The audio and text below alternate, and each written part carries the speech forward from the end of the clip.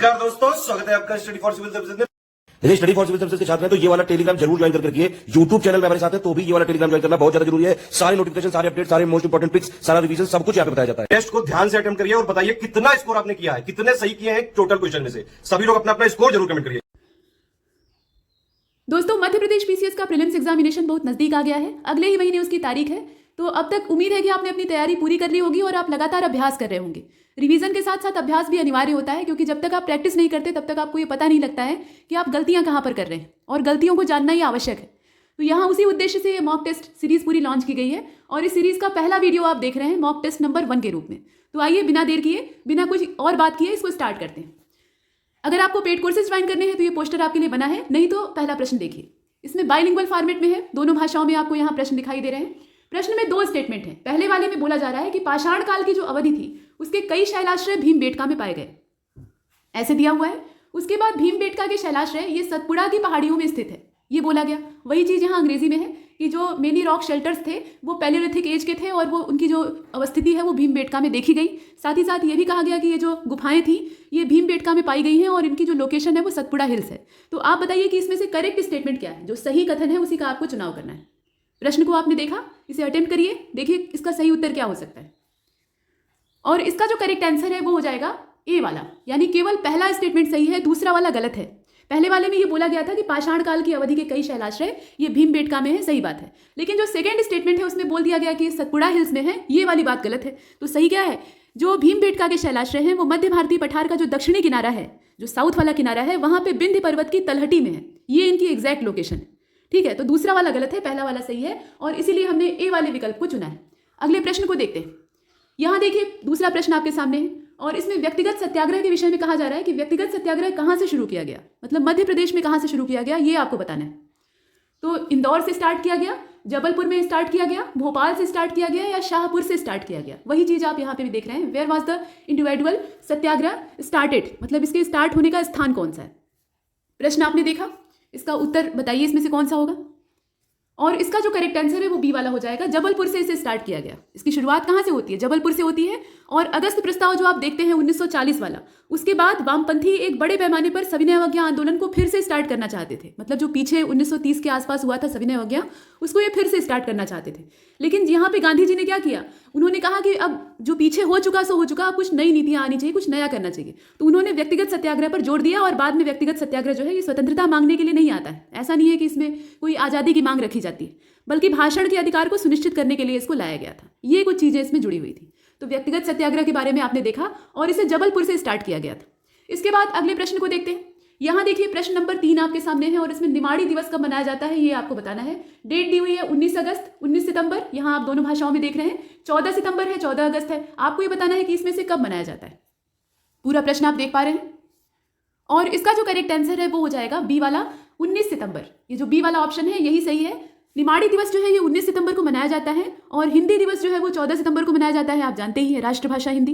निमाड़ क्षेत्र की अगर आप बात कीजिएगा तो मध्य प्रदेश में आप देखिए खरगोन, खंडवा, बुरहानपुर और बड़वानी जिलों में निमाड़ी बोली का प्रचलन है। ये कैसी है, ये बोली है, भाषा है। यहाँ पे भाषाओं से ही जुड़ा हुआ है, तो इसीलिए हिंदी दिवस का भी जिक्र किया गया। तो इसकी जो डेट है निमाड़ी दिवस की वो 19 सितंबर है। और इसका प्रचलन कहाँ कहाँ पर है, तो खरगोन में है, खंडवा में है, बुरहानपुर में है, बड़वानी में है। ये जिले जो है यहाँ इस क्षेत्र के लिए प्रसिद्ध हैं। इसके बाद अगले प्रश्न को देखते हैं। प्रश्न संख्या 4 को देखिए। इसमें 2 स्टेटमेंट है, और दोनों को आपको देखकर विचार करना है कि इसमें से सही कौन सा है। तो पहले स्टेटमेंट में ये कहा गया कि घैला उत्सव, ये नाम है फेस्टिवल का, तो घैला उत्सव का संबंध नागा बैगा से। और दूसरे वाले में ये कहा गया कि इसमें बुआई के समय जब फसल को बोया जाता है, उसके बीज रोपे जाते हैं, तो उस समय बिदरी समारोह होता है। ये एक समारोह का नाम है। वही चीज़ यहाँ पर अंग्रेजी में कही गई है कि ये जो घैला फेस्टिवल है इसका रिलेशन किससे है, नागा बैगा से। और ये जो बिदरी सेरेमनी है, इसको बिदरी कहिए या बिदरी कहिए, तो ये बिदरी सेरेमनी जो है ये take place at the time of sowing, मतलब जब फसल को बोया जाता है उसी समय इसका आयोजन किया जाता है। तो हमारी भारतीय संस्कृति में फसल को बोने, फसल को काटने, इस प्रकार की जो सीजन होती है उसमें त्यौहार मनाए जाते हैं, क्योंकि पहले यही किसान के जीवन का मूल आधार हुआ करती थी। मतलब इसी से सब कुछ होता था। तो जब घर में अनाज आ जाता था या फसल की बुआई होने के लिए जाती थी, तो उस समय किसान खुश होता था और वो उत्सव मनाता था। तो वही बात यहाँ भी है। फिलहाल इसमें से आपको सही कथन का चुनाव करना है। पूरा प्रश्न आप देख पा रहे हैं, बताइए इसमें से कौन सा होगा। और इसका जो करेक्ट आंसर है वो हो जाएगा बी वाला। बी का मतलब यह है कि केवल दूसरा वाला इसमें सही है। इसका जो करेक्ट इसमें आंसर है वो कौन सा होगा, सिर्फ दूसरा वाला, जिसमें बुआई के समय बिदरी समारोह मनाया जाता है, ये सही बात है। लेकिन घैला उत्सव के बारे में अगर देखा जाए तो इसका संबंध नागा बैगा से नहीं है। तब इसका संबंध किससे है? इसका संबंध गोंड जनजाति से, ये गोंड जनजाति से जुड़ा हुआ है, ठीक है। और जो बिदरी समारोह होता है उसमें ठाकुर देवों को बकरी की बलि दी जाती है, तो दूसरा वाला सही है। बलि किसकी दी जाती है ये भी पूछा जा सकता है। अगले प्रश्न को देखते हैं। प्रश्न संख्या 5 को देखिए, इसमें लिस्ट 1 और लिस्ट 2 है। लिस्ट 1 में सांस्कृतिक समारोहों के नाम दिए हैं, यानी जो कल्चरल फेस्टिवल होते हैं उनके नाम दिए हैं, और जो लिस्ट 2 है उसमें फेस्टिवल का जो प्लेस है, कहाँ पर इसे मनाया जाता है, वो दिया हुआ है। इसे आपको मैच करना है, लेकिन यहाँ पर मैच पहले से किया हुआ है, कोई एक जो है वो गलत है। जितने हैं इसमें 4 टोटल हैं, उसमें से कोई एक गलत है, उसको आपको चुनना है। इसमें दिया है ओरछा उत्सव और इसके आगे लिखा है टीकमगढ़। मतलब ओरछा उत्सव कहाँ पर मनाया जाता है? टीकमगढ़ में मनाया जाता है। उसके बाद टेपा सम्मेलन जो है इसकी लोकेशन है उज्जैन। ध्रुपद समारोह जो है इसकी लोकेशन है जबलपुर, और उसके नीचे दिया है तानसेन महोत्सव या तानसेन समारोह, और इसकी लोकेशन है ग्वालियर। वही चीज़ यहाँ पर दी हुई है, इसे आप देख पा रहे हैं। तो बताइए इसमें से गलत कौन सा है? जो सही ढंग से मेल न खाता हो वही आपको चूज करना है। पूरा प्रश्न आप देख रहे हैं, और इसका जो करेक्ट आंसर है वो हो जाएगा सी वाला। सी का मतलब ये है कि ध्रुपद समारोह और जबलपुर वाला जो इसमें जोड़ा मैच किया गया है वो सही नहीं है। ध्रुपद समारोह का आयोजन कहाँ पर किया जाता है बताइए? इसका आयोजन भोपाल में किया जाता है, न कि जबलपुर में। तो लोकेशन गलत है, इसीलिए हम सी को चुनते हैं। आगे बढ़ते हैं, अगले प्रश्न को देखते हैं। देखिए अगले प्रश्न में यानी 6वें में कहा गया कि नवरात्रि जो होता है 2 बार आता है, तो इसमें नवरात्रि में देवी माँ की स्त्रियों द्वारा स्तुति करने के लिए गाया जाने वाला जो लोकगीत होता है उसको क्या कहा जाता है? मैहर की जो शारदा देवी है वो काफ़ी फेमस है, तो देवी दुर्गा की स्तुति में जो महिलाएं गीत गाती हैं नवरात्रि के मौके पर, 9 दिन का जो व्रत वाला उपवास वाला पूरा मौसम होता है, तो उसको कहा क्या जाता है? उसे फाग गीत कहा जाता है, पंडवानी कहा जाता है, सवनाही कहा जाता है, या गौरा गीत कहा जाता है। ये सॉन्ग्स के नाम हैं, जो क्षेत्रीय हैं उनके नाम दिए हैं। बताइए इसमें से कौन सा होगा? तो इसका जो करेक्ट आंसर है वो हो जाएगा इसका डी वाला। ये गौरा गीत है, गौरी माता को समर्पित ये गीत है, तो इससे आप इसे रिलेट कर सकते हैं। गौरा गीत यानी गौरा सॉन्ग इसका करेक्ट आंसर होगा। यहाँ पर हम बात कर रहे हैं फोल्क सॉन्ग की, तो जो फोल्क डांसेस हैं या सॉन्ग हैं उनके बारे में आपको पता होना चाहिए। ये कला और संस्कृति वाले सेक्टर में आता है, तो इसका गौरा सॉन्ग हो जाएगा। वैसे अगर देखा जाए तो बड़े प्रचलित पैमाने पर इसको पचरा भी कहा जाता है। इसका एक और नाम है पचरा। सुनने में थोड़ा विचित्र लगता है, लेकिन ये क्षेत्रीय भाषा है, तो मैहर की देवी के लिए पचरा गाया जाता है, ठीक है। इसके बाद आगे चलते हैं, अगले प्रश्न को देखते हैं। प्रश्न संख्या 7 में मैथिली शरण गुप्त जी के बारे में कहा गया है कि ये मैथिली शरण गुप्त सम्मान है, इसके लिए दी जाने वाली राशि, जैसे कोई बड़ा साहित्यकार होता है तो उसके नाम पर किसी पुरस्कार का नाम रख दिया जाता है, तो यहाँ पर मैथिली शरण गुप्त जी के नाम पर पुरस्कार का नाम है, और इसमें कितनी राशि जो पुरस्कार प्राप्त करता है उसको दी जाती है ये आपको बताना है। इसमें दिया है 1 लाख रुपया, 1.5 लाख रुपया, 2 लाख रुपया या 3 लाख रुपया, इसमें से कितना होगा? ये चीज़ आप अंग्रेजी में भी देख पा रहे हैं, the amount to be given for Maithili Sharan Gupt Honor, और उसका जो अमाउंट है वो नीचे दिया है। और इसका जो करेक्ट आंसर है वो हो जाएगा सी वाला। सी का मतलब है कि 2 लाख रुपए दिए जाते हैं। देखिए पैसा वैसे महत्वपूर्ण नहीं होता है, सम्मान बहुत बड़ी चीज़ होती है, वही पर्याप्त है, लेकिन पैसे का अमाउंट यहाँ पूछ लिया है तो 2 लाख रुपया दिया जाता है। और हिंदी कविता में उल्लेखनीय योगदान के लिए मैथिली शरण गुप्त सम्मान दिया जाता है। कोई भी पुरस्कार क्यों दिया जाता है ये भी आपको पता होना चाहिए, और प्रशस्ति पत्र इसके साथ मिलता है, साथ ही साथ 2 लाख रुपए मिलते हैं, स्मृति चिन्ह मिलता है, ये सब है। इसके बाद आगे बढ़ते हैं, अगले प्रश्न को देखते हैं। प्रश्न संख्या 8 में ये कहा गया कि निम्नलिखित कथनों पर विचार कीजिए। तो ओरछा का लक्ष्मी नारायण मंदिर हुकुम चंद्र के द्वारा बनवाया गया था, ये स्टेटमेंट है। दूसरे वाले में ये कहा गया कि मंदिर में 17वीं और 19वीं शताब्दी के चित्र बने हुए हैं, उस काल के चित्र पाए जाते हैं। तो आपको इसमें से सही कथन का चुनाव करना है। ये पूरा प्रश्न आप देख रहे हैं, 2 स्टेटमेंट के साथ ये बना हुआ है, इसमें से आपको करेक्ट ऑप्शन चूज करना है। देख लीजिए इसमें से कौन सा होगा, और इसका जो करेक्ट आंसर है वो हो जाएगा बी वाला, यानी केवल दूसरा, जिसमें ये कहा गया कि मंदिर में 17वीं और 19वीं शताब्दी के चित्र बने हुए हैं। ये बात सही है, लेकिन जो ओरछा का लक्ष्मी नारायण मंदिर है वो हुकुम चंद्र के द्वारा बनवाया गया है, ये बात गलत है। इसको बनवाने वाले कौन थे? ये वीर सिंह थे। पहले के रजवाड़े ही इस प्रकार का काम करते थे, क्योंकि उनके पास पैसा ज़्यादा होता था और इन चीज़ों को बनवाने में पैसा लगता है, ठीक है। तो वीर सिंह के द्वारा इसको बनवाया गया है, और जो डेट है वो कौन सी है? वो 1623 की है, 1623 ईस्वी की बात है, और ये ओरछा गाँव के पश्चिम में एक पहाड़ी पर बना हुआ है, ठीक है। आगे बढ़ते हैं, अगले प्रश्न को देखते हैं। इसका करेक्ट आंसर क्या हो जाएगा? बी हो जाएगा। दूसरा वाला सही है, पहला वाला गलत है। प्रश्न संख्या 9 को देखिए। हिंदू धर्म स्थल हैं, यानी हिंदू धर्म स्थलों के यहाँ पे नाम दिए हैं, उसमें से कौन कौन से हैं? तो पहला दिया है कामदगिरी, यहाँ आप देख रहे हैं। उसके बाद मुक्तागिरी है और ओंकारेश्वर है। आपको इसमें से चूज करना है। नीचे जो कोड है वो दिए हुए हैं, यानी कूट भाषा है, देख लीजिए कौन सा होगा। और इसका जो करेक्ट आंसर है वो सी हो जाएगा। सी का मतलब ये है कि पहला और तीसरा, केवल पहला और तीसरा जो है वही सत्य है, अर्थात कामदगिरी और ओंकारेश्वर। लेकिन जो मुक्तागिरी है वो सही नहीं है, मतलब वो हिंदू धर्म स्थल नहीं है। मुक्तागिरी का संबंध किससे है? इसका संबंध जैनिज्म से है, जैन धर्म से है। और मुक्तागिरी है कहाँ पर? तो ये बैतूल जिले में पड़ता है। आगे बढ़ते हैं, अगले प्रश्न को देखते हैं। प्रश्न संख्या 10 में देखिए, निम्नलिखित में से कौन सी अनुसूचित जाति जनजाति आयोग का सदस्य था? मतलब कौन से ऐसे व्यक्ति हैं जो कि अनुसूचित जाति जनजाति जो आयोग होता है उसके सदस्य थे? सरजू प्रसाद थे, दिलीप सिंह भूरिया थे, संग्राम शाह थे, या इसमें से कोई नहीं था। नीचे नाम दिए हैं, मतलब who among the following was the member of schedule caste and tribe commission, और नीचे विकल्प है। आप देखकर बताइए इसमें से कौन सा होगा। और इसका जो करेक्ट आंसर है वो हो जाएगा बी वाला। बी का मतलब यह है कि दिलीप सिंह भूरिया, इसका जो करेक्ट आंसर है वो बी होगा। नेक्स्ट अगले प्रश्न की ओर बढ़ते हैं। देखिए, अगर दिलीप सिंह भूरिया की बात की जाए तो ये कांग्रेस और भाजपा दोनों पार्टियों में सांसद रहे हैं, इनकी विशेषता है। और झाबुआ के ये मूल बाशिंदे हैं, वहाँ के रहने वाले हैं, और ये अनुसूचित जाति जनजाति जो आयोग है उसके सदस्य बनते हैं। इसके बाद अगले प्रश्न को देखते हैं। निम्नलिखित में से किस वेद में भिषक को देवताओं का चिकित्सक बताया गया है? ये भिष्क है असल में, और इनको यहाँ पे देवताओं का चिकित्सक यानी डॉक्टर कहा गया है। तो ये कौन सा वेद है? ऋग्वेद है, यजुर्वेद है, सामवेद है या अथर्ववेद है? चारों वेदों के नाम दिए हैं, आपको इसमें से चूज करना है। और इसका जो करेक्ट आंसर है इसे सोच लीजिए कौन सा होगा। इसका करेक्ट आंसर हो जाएगा ऋग्वेद। ऋग्वेद में इस प्रकार का ब्यौरा प्राप्त होता है, जो कि वेदों में प्राचीनतम है। और ऋग्वेद में कुल 10 मंडल हैं, आप जानते ही हैं, और 1024 सूक्त हैं। और करीब ऋचाओं की अगर बात की जाए तो ऋचाएं यहाँ पे 10,540 के आसपास है। और इन मंडलों में कुछ मंडल छोटे हैं, कुछ बड़े हैं, तो ये तो हर ग्रंथ में होता है, वैसे ही ऋग्वेद में भी है। और ऐसा माना जाता है कि ये विश्व का पहला ग्रंथ है, पहला जो कंपाइलेशन है ग्रंथ के रूप में, वो ऋग्वेद ही माना जाता है। और ऋग्वेद में भिषक को देवताओं का चिकित्सक कहा गया है। कपड़े और वस्त्र के लिए, मतलब जो कपड़े होते थे उनके लिए वास और वसन जैसे जो शब्द हैं वो मिलते हैं। और इस वेद में बहुत सारी चीज़ें और भी हैं, बहुत विशालतम है। तो इसमें देखा जाए तो बहुदेववाद का जिक्र प्राप्त होता है, एकेश्वरवाद भी दिखाई देता है, एकात्मवाद भी दिखाई देता है। इन सभी विचारधाराओं का यहाँ पे समावेश है। तो हम बात कर रहे थे ऋग्वेद की। आगे चलते हैं, अगले प्रश्न को देखते हैं। प्रश्न संख्या 12, ये देखने में थोड़ा बड़े साइज का दिखाई दे रहा है। तो यहाँ लिस्ट बनी हुई है, उसे आपको मैच करना है। जो लिस्ट 1 है उसमें सिंधु घाटी सभ्यता के संबंधित स्थल हैं, जिनकी लोकेशन यहाँ पे आप देख पा रहे हैं। और सूची 2 जो है इसमें महत्वपूर्ण खोजों के नाम दिए हुए, मतलब कहाँ से किस चीज़ का प्रमाण या खोज होती है वो आपको इसमें मिलान करना है। तो जो सूची 1 है उसको देख लीजिए, इसमें आमरी है, चनहुदड़ो है, मोहनजोदड़ो है और सुतकांगेडोर है। वही चीज़ यहाँ भी है, इंडस वैली सिविलाइजेशन की ये सब आर्कियोलॉजिकल साइट्स हैं। और जो लिस्ट 2 है उसमें इंपॉर्टेंट फाइंडिंग यहाँ से जो प्राप्त हुई हैं, हिरण के साक्ष्य प्राप्त हुए हैं। कुत्ता जो है वो बिल्ली का पीछा कर रहा है, तो उसके जो पैर के पंजे का निशान है वो प्राप्त हुआ है। इसके बाद दाढ़ी वाला एक इंसान प्राप्त हुआ है, मतलब उसकी पत्थर की मूर्ति प्राप्त हुई है। और हड़प्पा और बेबीलोन के बीच का जो व्यापार का केंद्र बिंदु है उसको हम लोग यहाँ पर जानते हैं। तो आप मिलान करके देखिए कि कौन सा जो सिंधु घाटी सभ्यता का स्थल है वो किससे मिलेगा। इसे अच्छे से देख लीजिए। इसे आपने देखा, और इसका जो करेक्ट आंसर है वो हो जाएगा सी वाला। मतलब इसमें नीचे जो कोड वर्ड है उसे आप देख ही रहे हैं, तो इसका जो सी वाला आंसर है वही होगा। मतलब पहला, दूसरा, तीसरा, चौथा ये पहले से ही करेक्टली मैच है।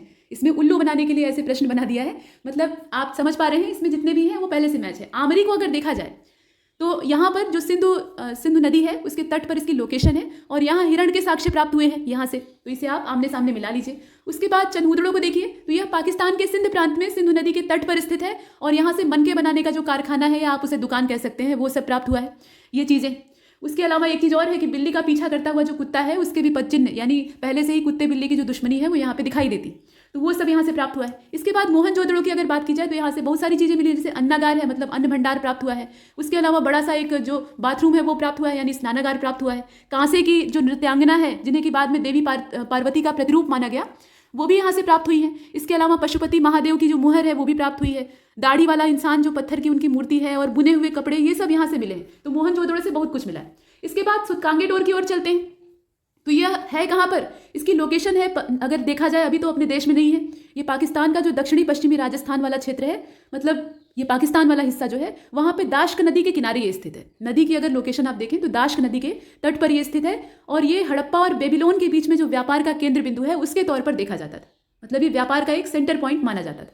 तो यहाँ सब कुछ करेक्टली मैच है, और इसीलिए हम सी का चयन करते हैं। आगे बढ़ते हैं, अगले प्रश्न को देखते हैं। यहाँ देखिए, निम्नलिखित में से कौन कराधान पर कौटिल्य के विचारों से जुड़ा हुआ नहीं है? जो टैक्सेशन का पूरा सिस्टम था उसमें कौटिल्य का आइडिया इसमें से कौन सा नहीं है? तो नीचे 4 स्टेटमेंट हैं, जो न हो वही आपको चूज करना है। तो देख लीजिए, राज्य की कर लगाने की शक्ति सीमित है। जो राज्य है उसकी कर आरोपित करने की शक्ति कैसी है? सीमित है। उसके बाद करदाताओं को कर भारी या विशेष महसूस नहीं होना चाहिए, मतलब उन्हें ऐसा नहीं लगना चाहिए कि उनके ऊपर थोप दिया गया है। और कर वृद्धि जो है वो क्रमिक तरीके से होनी चाहिए, एक झटके में ये नहीं होना चाहिए कि कर थोड़ा सा था उसको बढ़ा दिया गया। और हर 5 साल में कर वृद्धि को दोगुना होना चाहिए। ये सब कौटिल्य के अर्थशास्त्र में जो प्रावधान है उन्हीं में से लिया गया है। इसमें से कोई एक गलत है, उसी को आपको चूज करना है। यहाँ भी कहा गया taxing power of state is limited, मतलब वो कैसी है? सीमित है। उसके बाद taxation should not be failed to be heavy और एक्सक्लूसिव, मतलब लोगों को ऐसा भारी नहीं महसूस होना चाहिए। उसके साथ साथ टैक्स जो है वो इंक्रीज करना चाहिए ग्रेजुअली, और साथ ही साथ इसमें डबल कर देना चाहिए इसे हर 5 साल के अंतराल पे। तो आप बताइए इसमें से कौन सा गलत है? प्रश्न संख्या 13 आप पूरा देख रहे हैं, और इसका जो करेक्ट आंसर है वो डी हो जाएगा। डी का मतलब यह है कि हर 5 साल में कर वृद्धि को दोगुना कर देना चाहिए। ये वाला जो इसमें स्टेटमेंट है वही रॉन्ग है। तो ये गलत क्यों है? इसमें अगर देखा जाए कराधान यानी टैक्सेशन के बारे में, तो इससे संबंधित कौटिल्य के विचार, उसमें ये कहा गया है कि हर 5 साल में कर वृद्धि, उसमें इस प्रकार का कोई उल्लेख ही नहीं प्राप्त होता है। कर वृद्धि के बारे में बोला गया है, लेकिन 5 साल में उसमें कितना डबल करना चाहिए, ट्रिपल करना चाहिए, ऐसा कोई उल्लेख नहीं है। और कराधान प्राचीन भारत के राजस्व का सबसे बड़ा स्रोत था, मतलब राजा की आमदनी ही ऐसी ही होती थी, सबसे बड़ा स्रोत यही होता था, और इसे राजकर के रूप में जाना जाता था। और आज भी सरकार की आमदनी जो टैक्स है उससे अच्छी खासी होती है। इसके साथ आप देखिए तो जो हिंदू धर्म के हुक्म के हिसाब से दर यहाँ पे तय की गई थी, उसी को माना जाता था, मानक माना जाता था। और कौटिल्य ने स्पष्ट रूप से रैखिक आय का एक सुझाव दिया था, और उन्होंने निष्पक्षता, कर संरचना की स्थिरता, इसके अलावा राजकोषीय जो संघवाद होता है, भारी कराधान से बचने का उपाय होता है, कर अनुपालन को सुनिश्चित करना, पूंजी निर्माण को बढ़ाना, सब्सिडी पर जोर देना, इन सब चीज़ों पर बात की थी। तो किन चीज़ों पर वो सहमत थे और किस पर असहमत थे, ये आपको पता होना चाहिए। फिलहाल इसका डी हो जाएगा। कर जो होता है वो राज्य की आय का स्रोत तो जरूर होता है, लेकिन जनता से जब लिया जाता है तो जनता को बहुत अच्छा नहीं लगता है। तो ऐसी कंडीशन में इस प्रकार से टैक्स वसूला जाए या कर वसूला जाए कि जनता को बोझ भी महसूस न हो और राज्य को आमदनी भी हो जाए, तो ये ऐसा कौटिल्य का मानना था। इसके बाद आगे बढ़ते हैं, अगले प्रश्न को देखते हैं। प्रश्न संख्या 14, चाइनीज डेस्टिनी, ये क्या है? ये किताब का नाम है। इसमें ये कहा गया है कि निम्नलिखित में से ये किसकी प्रसिद्ध पुस्तक है? Chinese destiny is a famous book of which of the following, नीचे नाम दिया है माओ से तुंग या चाउ एन लाई या सन यात सेन या फिर च्वांग काई शेक। ये चाइनीज नाम आपको ची चू ची दिख रहे हैं, तो इसमें से चूज करके बताइए कि ये किसकी पुस्तक है। इसे आप देख पा रहे हैं, और इसका जो करेक्ट आंसर है वो डी वाला हो जाएगा। ये पुस्तक है च्वांग काई शेक की। चाइनीज डेस्टिनी को लिखने वाला व्यक्ति कौन है? च्वांग काई शेक है। इसका डी वाला ऑप्शन हो जाएगा। च्वांग काई शेक के बारे में अगर देखा जाए तो ये चीन का एक पॉलिटिकल लीडर था, राजनेता आप इसे कह सकते हैं। इसके अलावा सेना से भी इसका संबंध था, और इसने जो चीनी रिपब्लिक है, मतलब चाइनीज रिपब्लिक है, उसको लीड भी किया था। और वह चीन की राष्ट्रवादी पार्टी जो कुओमितांग है, जिसे कि केएमटी कहा जाता है, उसके प्रभावी नेता तथा सन यात सेन के घनिष्ठ मित्र के तौर पर देखा जाता था। और साम्यवादियों का ये कट्टर शत्रु था, ऐसा माना जाता है, ऐसी विचारधारा है। और च्वांग काई शेक की जो ये रचना आप देख रहे हैं, चाइनीज डेस्टिनी, ये काफ़ी प्रसिद्ध पुस्तक है। इसके अलावा एक और किताब इनकी है जिसका नाम है चाइनीज इकोनॉमिक थियरी, तो उसको भी आप इसमें जोड़कर देख सकते हैं। नाम किसी का भी पूछ सकता है, तो जानकारी आपके पास होनी चाहिए। फिलहाल इसका डी सही। अगले प्रश्न को देखते हैं, प्रश्न संख्या 15, रुद्रेश्वर मंदिर, 1000 स्तंभ मंदिर के तौर पर भी इसे देखा जाता है, के रूप में जाना जाता है। ठीक है, इसका जो दूसरा नाम है वो 1000 स्तंभ मंदिर है। और किस वंश की सबसे पुरानी संरचनाओं में से यह एक है, और इसे किस शैली में विकसित किया गया है? मतलब आपको डायनेस्टी का नाम चूज करना है और साथ ही साथ जो इसका स्टाइल है या शैली है उसको भी सेलेक्ट करना है। वही चीज यहाँ अंग्रेजी में है। Rudreshwar temple, also known as 1000 pillar temple, इसका जो दूसरा नाम है उसको भी बहुत अच्छे से देख लीजिएगा। Is one of the earliest structure of which dynasty and was develop in which style. नीचे स्टाइल और डायनेस्टी का नाम दिया है, तो काकतीय वास्तुकला यानी काकतीय आर्किटेक्चर, और उसके साथ साथ वेसर स्टाइल। आप जानते हैं कि हिंदू मंदिर जो होते हैं उनके निर्माण की 2 शैलियां वैसे फेमस हैं। जो उत्तर भारतीय शैली है उसको नागर शैली कहा जाता है, और जो दक्षिण भारतीय शैली है उसको, सुदूर दक्षिणवर्ती, उसको द्रविड़ शैली कहा जाता है। लेकिन बीच वाला जो क्षेत्र है, जैसे मध्य प्रदेश वाला एरिया है, तो यहाँ पे संक्रमण हो जाता है, मतलब नागर शैली और द्रविड़ शैली ये आपस में मिलने लगते हैं। यहाँ पे दोनों में एक तरह से ओवरलैपिंग होने लगती है। तो जो ओवरलैपिंग से एक नई कला यहाँ विकसित हुई, जिसमें कि दोनों के अंश पाए जाते हैं लेकिन दोनों से ये भिन्न है, उसे बेसर कहा जाता है। तो इसीलिए यहाँ दिया हुआ है कि काकतीय वास्तुकला और बेसर शैली, या फिर काकतीय वास्तुकला की द्रविड़ शैली, चोल वास्तुकला और नागर शैली, या फिर चोल वास्तुकला और बेसर शैली। वही चीज यहाँ अंग्रेजी में है, Kakatiya architecture in Dravida style, या चोलाज आर्किटेक्चर इन नागर स्टाइल, या चोलाज आर्किटेक्चर इन बेसर स्टाइल। तो आप इसमें से देखकर बताइए कि कौन सा जो पेयर है वो सही है। ये बात हो रही है रुद्रेश्वर टेम्पल की, और इसका जो करेक्ट आंसर है वो हो जाएगा ए वाला। ए का मतलब ये है कि ये काकतीय आर्किटेक्चर में बना हुआ है, और इसकी जो स्टाइल है वो कैसी है? बेसर है। रुद्रेश्वर टेम्पल जो है, इसके बारे में अगर देखा जाए तो इसका जो ए वाला ऑप्शन है वही सही। तेलुगु में इसे अगर देखें तो 1000 स्तंभों वाला मंदिर कहा जाता है। तेलुगु भाषा में इसको वेइस्तम बालागुंडी के नाम से संबोधित किया जाता है, और जो वेइस्तम बालागुंडी नाम का शब्द है वो इस बात को डिनोट करता है कि ये 1000 स्तंभ वाला मंदिर। इसके साथ साथ अगर देखें तो ये काकतीय वास्तुकला की सबसे पुरानी संरचनाओं में से एक है, और बेसर शैली में ये बना हुआ है, यानी दोनों का इसमें मिक्सचर है, नागर का भी और द्रविड़ शैली का भी। और इसके निर्माण की अगर बात करें, इससे प्रश्न ऐसे भी बन सकता है कि इसे बनवाया किसने था? तो 1163 ईस्वी की जो समय था, उस समय रुद्रदेव के द्वारा इसको बनवाया गया था, इसीलिए इसका नाम रुद्रेश्वर टेम्पल। और मंदिर अपने नक्काशीदार जो स्तंभ है, इसके अलावा रॉक कट, यहाँ पे हाथियों की प्रतिमाएं हैं, मोनोलिथिक नंदी बैल का पूरा स्वरूप दिखाई देता है। तो शैव मंदिर रहेगा तो वहाँ नंदी बैल तो रहेंगे ही, ये सब यहाँ पे जाने जाते हैं, मतलब ये प्रसिद्ध है यहाँ के। इसके अलावा दक्कन क्षेत्र पर आक्रमण के दौरान अगर तुगलक डायनेस्टी के रूलर्स को देखा जाए तो वो इस मंदिर को अपवित्र करते हैं, तोड़ते फोड़ते हैं। तो ये तो उनका काम ही था, मतलब वो तोड़ने फोड़ने का काम करते थे। और मंदिर का वर्तमान स्थल अगर आप देखें तो ये वारंगल तेलंगाना में। अब आइए आगे चलते हैं, इसका जो करेक्ट आंसर है वो कौन सा होगा? ए वाला होगा। अगले प्रश्न को देखते हैं। प्रश्न संख्या 16 में ये कहा गया कि एक सुबह राजू अपने मित्र विनय को फोन करता है। यहाँ थोड़ा सा शुरुआत अलग ढंग से हो रही है। तो अपने मित्र विनय को फ़ोन करता है और पूछता है कि तुम कहाँ हो, और जवाब में विनय कहता है कि मैं अपनी मौसी के घर आया हूँ। तो राजू ने पूछा कि तुम्हारी मौसी का घर कहाँ है, उसे पता ही नहीं था। तो विनय ने बताया कि मेरी मौसी का घर एपीजे अब्दुल कलाम के जन्म वाले शहर में है। ये प्रश्न है, और ऐसे भी प्रश्न आते हैं, मतलब यहाँ पूछ तो वही रहा है कि एपीजे अब्दुल कलाम का जन्म कहाँ पर हुआ था। अब देख लीजिए, विनय की मौसी का घर निम्नलिखित में से किस शहर में है।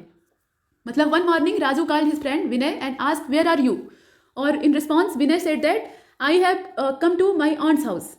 मतलब अंग्रेजी भाषा में मौसी को भी आंटी कहा जाता है। तो यहाँ आपने देखा, तो अब्दुल कलाम साहब का जन्म कहाँ पर हुआ था बताइए। चेन्नई में हुआ था, डिंडीगुल में हुआ था, रामेश्वरम में हुआ था, या वेल्लोर में हुआ था। दक्षिण भारतीय थे, ये तो आप जानते ही हैं, लेकिन लोकेशन आपको बतानी है।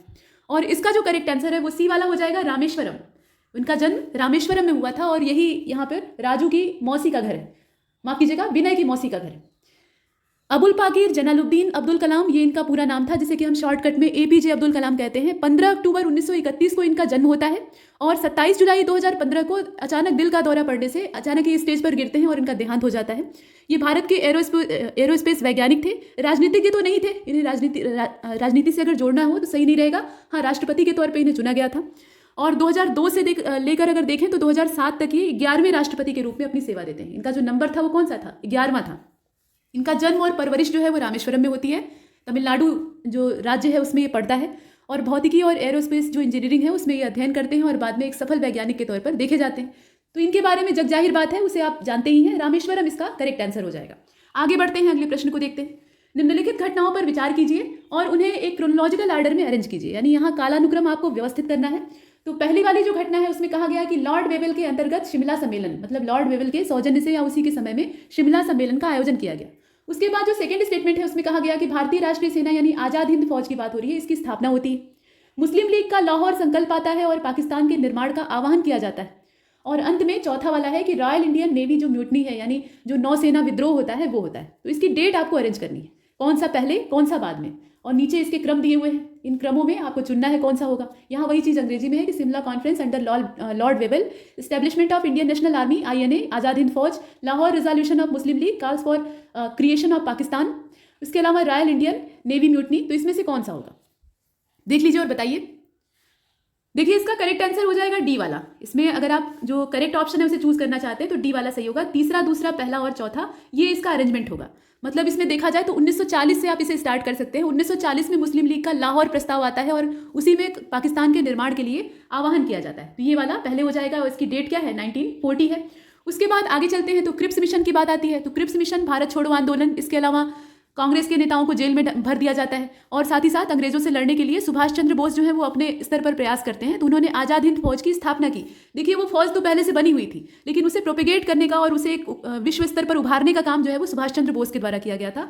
तो वो डेट जो है वो 1942 है। आज़ाद हिंद फौज वाली डेट कौन सी है, ये 1942 की है, मतलब दूसरे वाले को हम देख रहे हैं। उसके साथ साथ अगर आप देखें तो 1945 में वेवेल वाला जो काम है वो होता है, मतलब शिमला सम्मेलन की बात हो रही है। और 1946 में आप जानते ही हैं कि नौसेना का विद्रोह होता है। तो नौसेना वाला जो विद्रोह है वो सबसे लास्ट में, और सबसे पहले यहाँ पर जो मुस्लिम लीग का लाहौर प्रस्ताव है जिसमें कि पाकिस्तान का पूरा रखा जाता है ढांचा, वो सब चीज़ें दिखाई देती। तो इसका करेक्ट आंसर कौन सा हो जाएगा, डी वाला हो जाएगा। आगे बढ़ते हैं, अगले प्रश्न को देखते हैं। प्रश्न संख्या 18, 1947 के भारतीय स्वतंत्रता अधिनियम के समय भोपाल का राजा कौन था। जो भारतीय स्वतंत्रता अधिनियम है यानी इंडियन इंडिपेंडेंस एक्ट ऑफ 1947, उस समय भोपाल का रूलर कौन था ये आपको चूज करना है। तो ये मीर उस्मान अली थे, या मोहम्मद महाबत खान जी 3rd थे, यानी तृतीय नंबर के थे। उसके बाद हमीदुल्ला खान है, या उपरोक्त में से कोई नहीं है, कौन सा होगा देखकर बताइए। इसमें 4 विकल्प आपको दिखाई दे रहे हैं, जिसमें से कि 3 ही काम के हैं। डी वाला अगर आप चुनेंगे तो सब गलत हो जाएगा।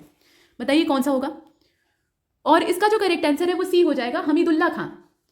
एक मुस्लिम नवाब हमीदुल्ला खां, ये 1947 का जो भारतीय स्वतंत्रता अधिनियम है यानी इंडियन इंडिपेंडेंस एक्ट है, उसके समय भोपाल में बहुसंख्यक हिंदू आबादी पर शासन कर रहे थे। मतलब वहाँ की जो प्रजा थी या जनता थी वो कैसी थी, उसकी मेजॉरिटी हिंदू की थी।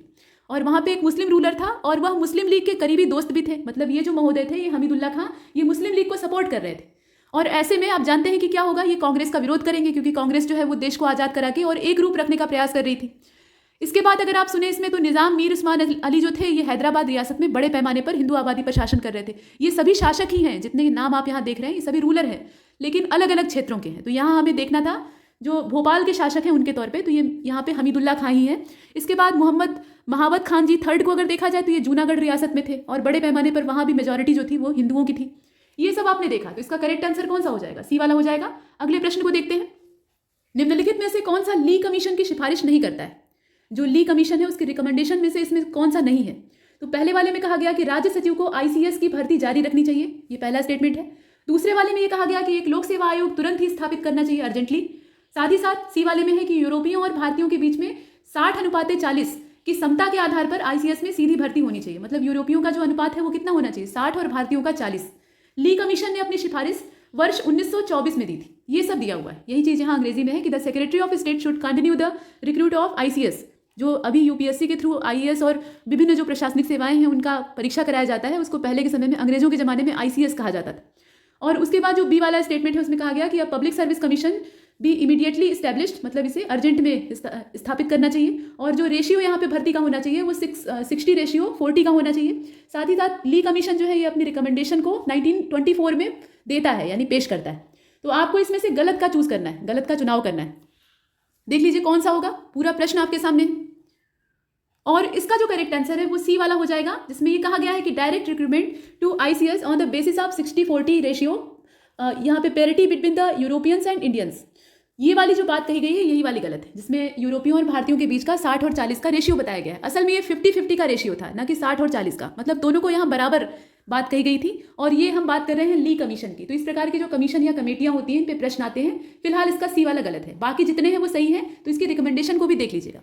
हस्तांतरित क्षेत्र जैसे कि शिक्षा है, नागरिक चिकित्सा है, सेवाएं हैं, या प्रांतीय जो सरकारें होती हैं उनके द्वारा की जाने वाली भर्तियां हैं, उन सबको किया जाना चाहिए। और उसके साथ साथ यूरोपीय और भारतीयों के बीच में 50-50 का जो समानता वाला रेशियो है उसके आधार पर आईसीएस में सीधी भर्ती होनी चाहिए। और ये 15 वर्षों के अंदर ही होनी चाहिए, मतलब अर्जेंटली, ऐसा बोला गया। इसके बाद आगे बढ़ते हैं, अगले प्रश्न को देखते हैं। द तलवार, इसके संबंध में आपको या इसके संदर्भ में आपको यहाँ पर कुछ कथन दिए हैं, उस पर विचार करना है। ये तलवार है क्या चीज़? तो इसमें लिखा हुआ है कि यह बर्लिन के प्रकाशित एक भारतीय राष्ट्रवादी जनरल के तौर पे देखा जाता है। मतलब इसका जो स्वरूप है वो एक समाचार पत्र का है जो कि बर्लिन से पब्लिश होता था। उसके बाद जो सेकंड स्टेटमेंट है उसमें कहा गया है कि इसकी संपादकीय जिम्मेदारियां जो थी वो वीरेंद्र नाथ चट्टोपाध्याय इनके पास थी। दो चीजें यहाँ बोली गई, इन्हें आपको देखना है और इसमें से आपको करेक्ट स्टेटमेंट चूज करना है। कौन सा सही है देखकर बताइए। पूरा प्रश्न आपके सामने है और इसका जो करेक्ट आंसर है वो सी वाला हो जाएगा। सी का मतलब यह है कि दोनों सही है, इसमें कोई भी गलत नहीं है, बोथ फर्स्ट एंड सेकंड। पहले वाले में कहा गया कि it was an Indian nationalist periodical publish from Berlin, मतलब ये बर्लिन से पब्लिश होता था और ये भारतीय राष्ट्रीय जो आंदोलन था या राष्ट्रवाद था उसी से प्रेरित था। और दूसरा वाला भी सही है, इसके संपादक का नाम याद रखिएगा, वीरेंद्र नाथ चट्टोपाध्याय। आगे बढ़ते हैं, अगले प्रश्न को देखते हैं। यहाँ देखिए निम्नलिखित में से कौन सा सही ढंग से मेल नहीं खाता है। तो सूची 1 और सूची 2 दी हुई है। सूची 1 में नदियों के नाम है और सूची 2 में किनारे बसे हुए जो शहर या नगर हैं उनके नाम दिए हुए हैं। तो चंबल नदी के किनारे बसा है श्योपुर, उसके बाद काली सिंध के आगे बसा हुआ है या उसके किनारे बसा हुआ है बागली, पार्वती नदी के किनारे बसा हुआ है शाजापुर और बेतवा के किनारे बसा हुआ है शिवपुरी। आपको इसमें से गलत का चुनाव करना है, मतलब कोई एक जो है वो उसके पेयर से सही सही मैच नहीं करता है, वो कौन सा है बताइए। पूरा प्रश्न आप देख पा रहे हैं, यहाँ रिवर्स का नाम दिया है और यहाँ पे टाउन्स का नाम दिया है। तो इसका जो करेक्ट आंसर है वो डी वाला हो जाएगा। यहाँ जो बेतवा और शिवपुरी का मिलान किया गया है यही वाला गलत है, बाकी सब सही है। शिवपुरी जो है वो सिंध नदी के तट पर बसा हुआ है, सिंधु नहीं, सिंध नदी के तट पर बसा हुआ है। इसके बाद अगले प्रश्न को देखते हैं। निम्न वर्षा वाले क्षेत्र हैं, मतलब एरिया विथ लो रेनफॉल। यहाँ पे निम्न वर्षा का मतलब नीचे नहीं, कम वर्षा से बात है। तो यहाँ निम्न वर्षा वाले क्षेत्र कौन कौन से हैं? मुरैना है, शिवनी है या फिर ग्वालियर है, बालाघाट है। इसमें से कौन सा होगा? एक से ज्यादा हो सकते हैं या सभी सही हो सकते हैं। पूरा प्रश्न आप देख पा रहे हैं और इसका जो करेक्ट आंसर है वो सी वाला हो जाएगा। सी का मतलब ये है कि इसमें मुरैना और ग्वालियर ये दोनों क्षेत्र जो है ये निम्न वर्षा क्षेत्र हैं, मतलब इन सभी की तुलना में। अब यहाँ पे ये भी एक चीज़ है कि जो विकल्प दिया है उसमें आपको कंपेयर करना पड़ेगा कि कहाँ पर वर्षा ज़्यादा हो सकती है, कहाँ पर कम हो सकती है, और उसके आधार पर चूज करना है। मुरैना और ग्वालियर ये जिले जो हैं ये निम्न वर्षा वाले क्षेत्र के तौर पे देखे जाते हैं, जबकि शिवनी और बालाघाट को आप देखें तो वहाँ पर एक एवरेज रेनफॉल होता है, मतलब न तो बहुत ज़्यादा वर्षा होती है न बहुत कम होती है। आगे बढ़ते हैं, अगले प्रश्न को देखते हैं। मध्य प्रदेश के आर्थिक सर्वेक्षण 2018-19 के हिसाब से, पिछली वाली आर्थिक समीक्षा, उसके हिसाब से किन किन खनिजों के उत्पादन में वृद्धि देखी गई। खनिज का एक बड़ा भंडार जो था वो छत्तीसगढ़ के रूप में अलग हुआ, लेकिन उसके बावजूद मध्य प्रदेश जो है इसके पास भरपूर संपदा है। तो यहाँ उत्पादन में किस किस खनिज में वृद्धि देखी गई? खनिजों के नाम नीचे दिए हुए हैं। कोल है यानी कोयला है, ताम्र अयस्क है, रॉक फास्फेट है और चूना पत्थर है। वही चीज यहाँ पर अंग्रेजी में है। According to the economical survey 2018-19 in Madhya Pradesh the production of which minerals has seen an increase. Coal है, कॉपर ओर है, रॉक फॉस्फेट है और लाइमस्टोन है। बताइए इसमें से कौन सा होगा। प्रश्न आप पूरा देख रहे हैं और इसका जो करेक्ट आंसर है वो सी वाला हो जाएगा, यानी पहला और चौथा, अर्थात कोयला और लाइमस्टोन। इन दोनों के उत्पादन में या इन दोनों के जो प्रोडक्शन है, यहाँ पर बात प्रोडक्शन की जा रही है। तो प्रोडक्शन जो शब्द है उसको ध्यान दीजिएगा। इनके प्रोडक्शन में एक उल्लेखनीय वृद्धि दर्ज की गई। अगर देखा जाए पूरा आर्थिक सर्वेक्षण, तो मध्य प्रदेश में आर्थिक सर्वेक्षण 2018-19 के हिसाब से कोयला और चूना पत्थर, इनमें अगर आप अंक के हिसाब से देखें, आंकड़ों के हिसाब से, तो 6.88 और 18.19% की वृद्धि दर्ज की गई। मतलब इन दोनों का परसेंटेज वाइज यहाँ दिया हुआ है। साथ ही साथ ताम्र अयस्क और रॉक फॉस्फेट को अगर देखा जाए, मतलब कॉपर ओर और रॉक फॉस्फेट की बात की जाए, तो इनमें 3.15 है और 24.16 है। तो इस प्रकार की कमी देखी गई। मतलब ताम्र अयस्क के उत्पादन में 3.15% की कमी आई है, जबकि रॉक फॉस्फेट के उत्पादन में 24.16% की लगभग कमी आती है। तो जिसमें कमी आई है उसको हमें चुनना नहीं है, यहाँ जिसमें बढ़ोतरी हुई है उसी को देखना है। तो इसका जो करेक्ट आंसर है वो सी हो जाएगा। आगे बढ़ते हैं, अगले प्रश्न को देखते हैं। मध्य प्रदेश से होकर गुजरने वाले राष्ट्रीय राजमार्गों को घटते हुए क्रम में आपको व्यवस्थित करना है। तो यहाँ पर दिया हुआ है national highway number 92, national highway number 86, national highway number 25 और नेशनल हाईवे नंबर 59A। आपको इसमें से देखना है कि कौन सा यहाँ से घटते क्रम में यहाँ पे व्यवस्थित करना है। इसे देख लीजिए। यहाँ पर नीचे जो कोड दिया है उसमें जो पेयर बने हुए हैं उसमें आप देखिए कि NH25, उसके बाद फिर उससे छोटा, यहाँ जो सिंबल ऐसे बना हुआ है, जिधर इसका मुंह खुला है वो बड़ा होगा और उसके बाद जिधर इसका मुंह बंद होता है वो छोटा होता है। तो इसमें से आप चूज कर लीजिए कौन सा होगा। पूरा प्रश्न आप देख पा रहे हैं और इसका जो करेक्ट आंसर है वो हो जाएगा बी वाला। बी का मतलब ये है कि NH59A, उसके बाद फिर NH86, फिर उसके बाद NH92 और अंत में NH25। ये इसका अरेंजमेंट है। अगर यहाँ हम देखें इसके बारे में, मतलब इनकी डिटेल, तो NH92 भोगांव ग्वालियर वाला पूरा क्षेत्र, उसके बाद NH86 Dewas Kanpur, NH25 Shivpuri Lucknow, NH59A Indore Betul. तो यहाँ जो लंबाई का क्रम है उसी के हिसाब से आपको अरेंज करना था। तो घटते क्रम में, यानी जो इसका डिसेंडिंग ऑर्डर है उसी में व्यवस्थित करना था। लंबाई अगर आप देखें तो जो यहाँ पे NH92 है उसकी लंबाई 108 किलोमीटर है। उसके बाद देवास को अगर आप देखें, मतलब देवास कानपुर वाला यानी NH86, तो उसकी लंबाई जो है वो 187 है। उसके बाद अगर आप शिवपुरी लखनऊ वाला यानी NH25 को देखते हैं तो उसकी लंबाई कुल मिलाकर 80 किलोमीटर है, बहुत लंबा नहीं है। इस प्रकार से है। तो ये चीजें हैं, मतलब यहाँ पे लंबाइयों का पूरा अरेंजमेंट था। आगे बढ़ते हैं, अगले प्रश्न को देखते हैं। इसका बी वाला सही। नेक्स्ट, अगले प्रश्न में यानी 25 में कहा गया कि देश का प्रथम डाकघर पासपोर्ट सेवा केंद्र कहां पर स्थापित किया गया था। मतलब ये पूछा गया है कि where was the countries first post office passport Seva Kendra establish. Gwalior में किया गया था, इंदौर में किया गया था, भोपाल में या फिर विदिशा में। यहाँ स्थानों के नाम दिए हैं, बताइए इसमें से कौन सा होगा। और इसका जो करेक्ट आंसर है वो हो जाएगा डी वाला, विदिशा में।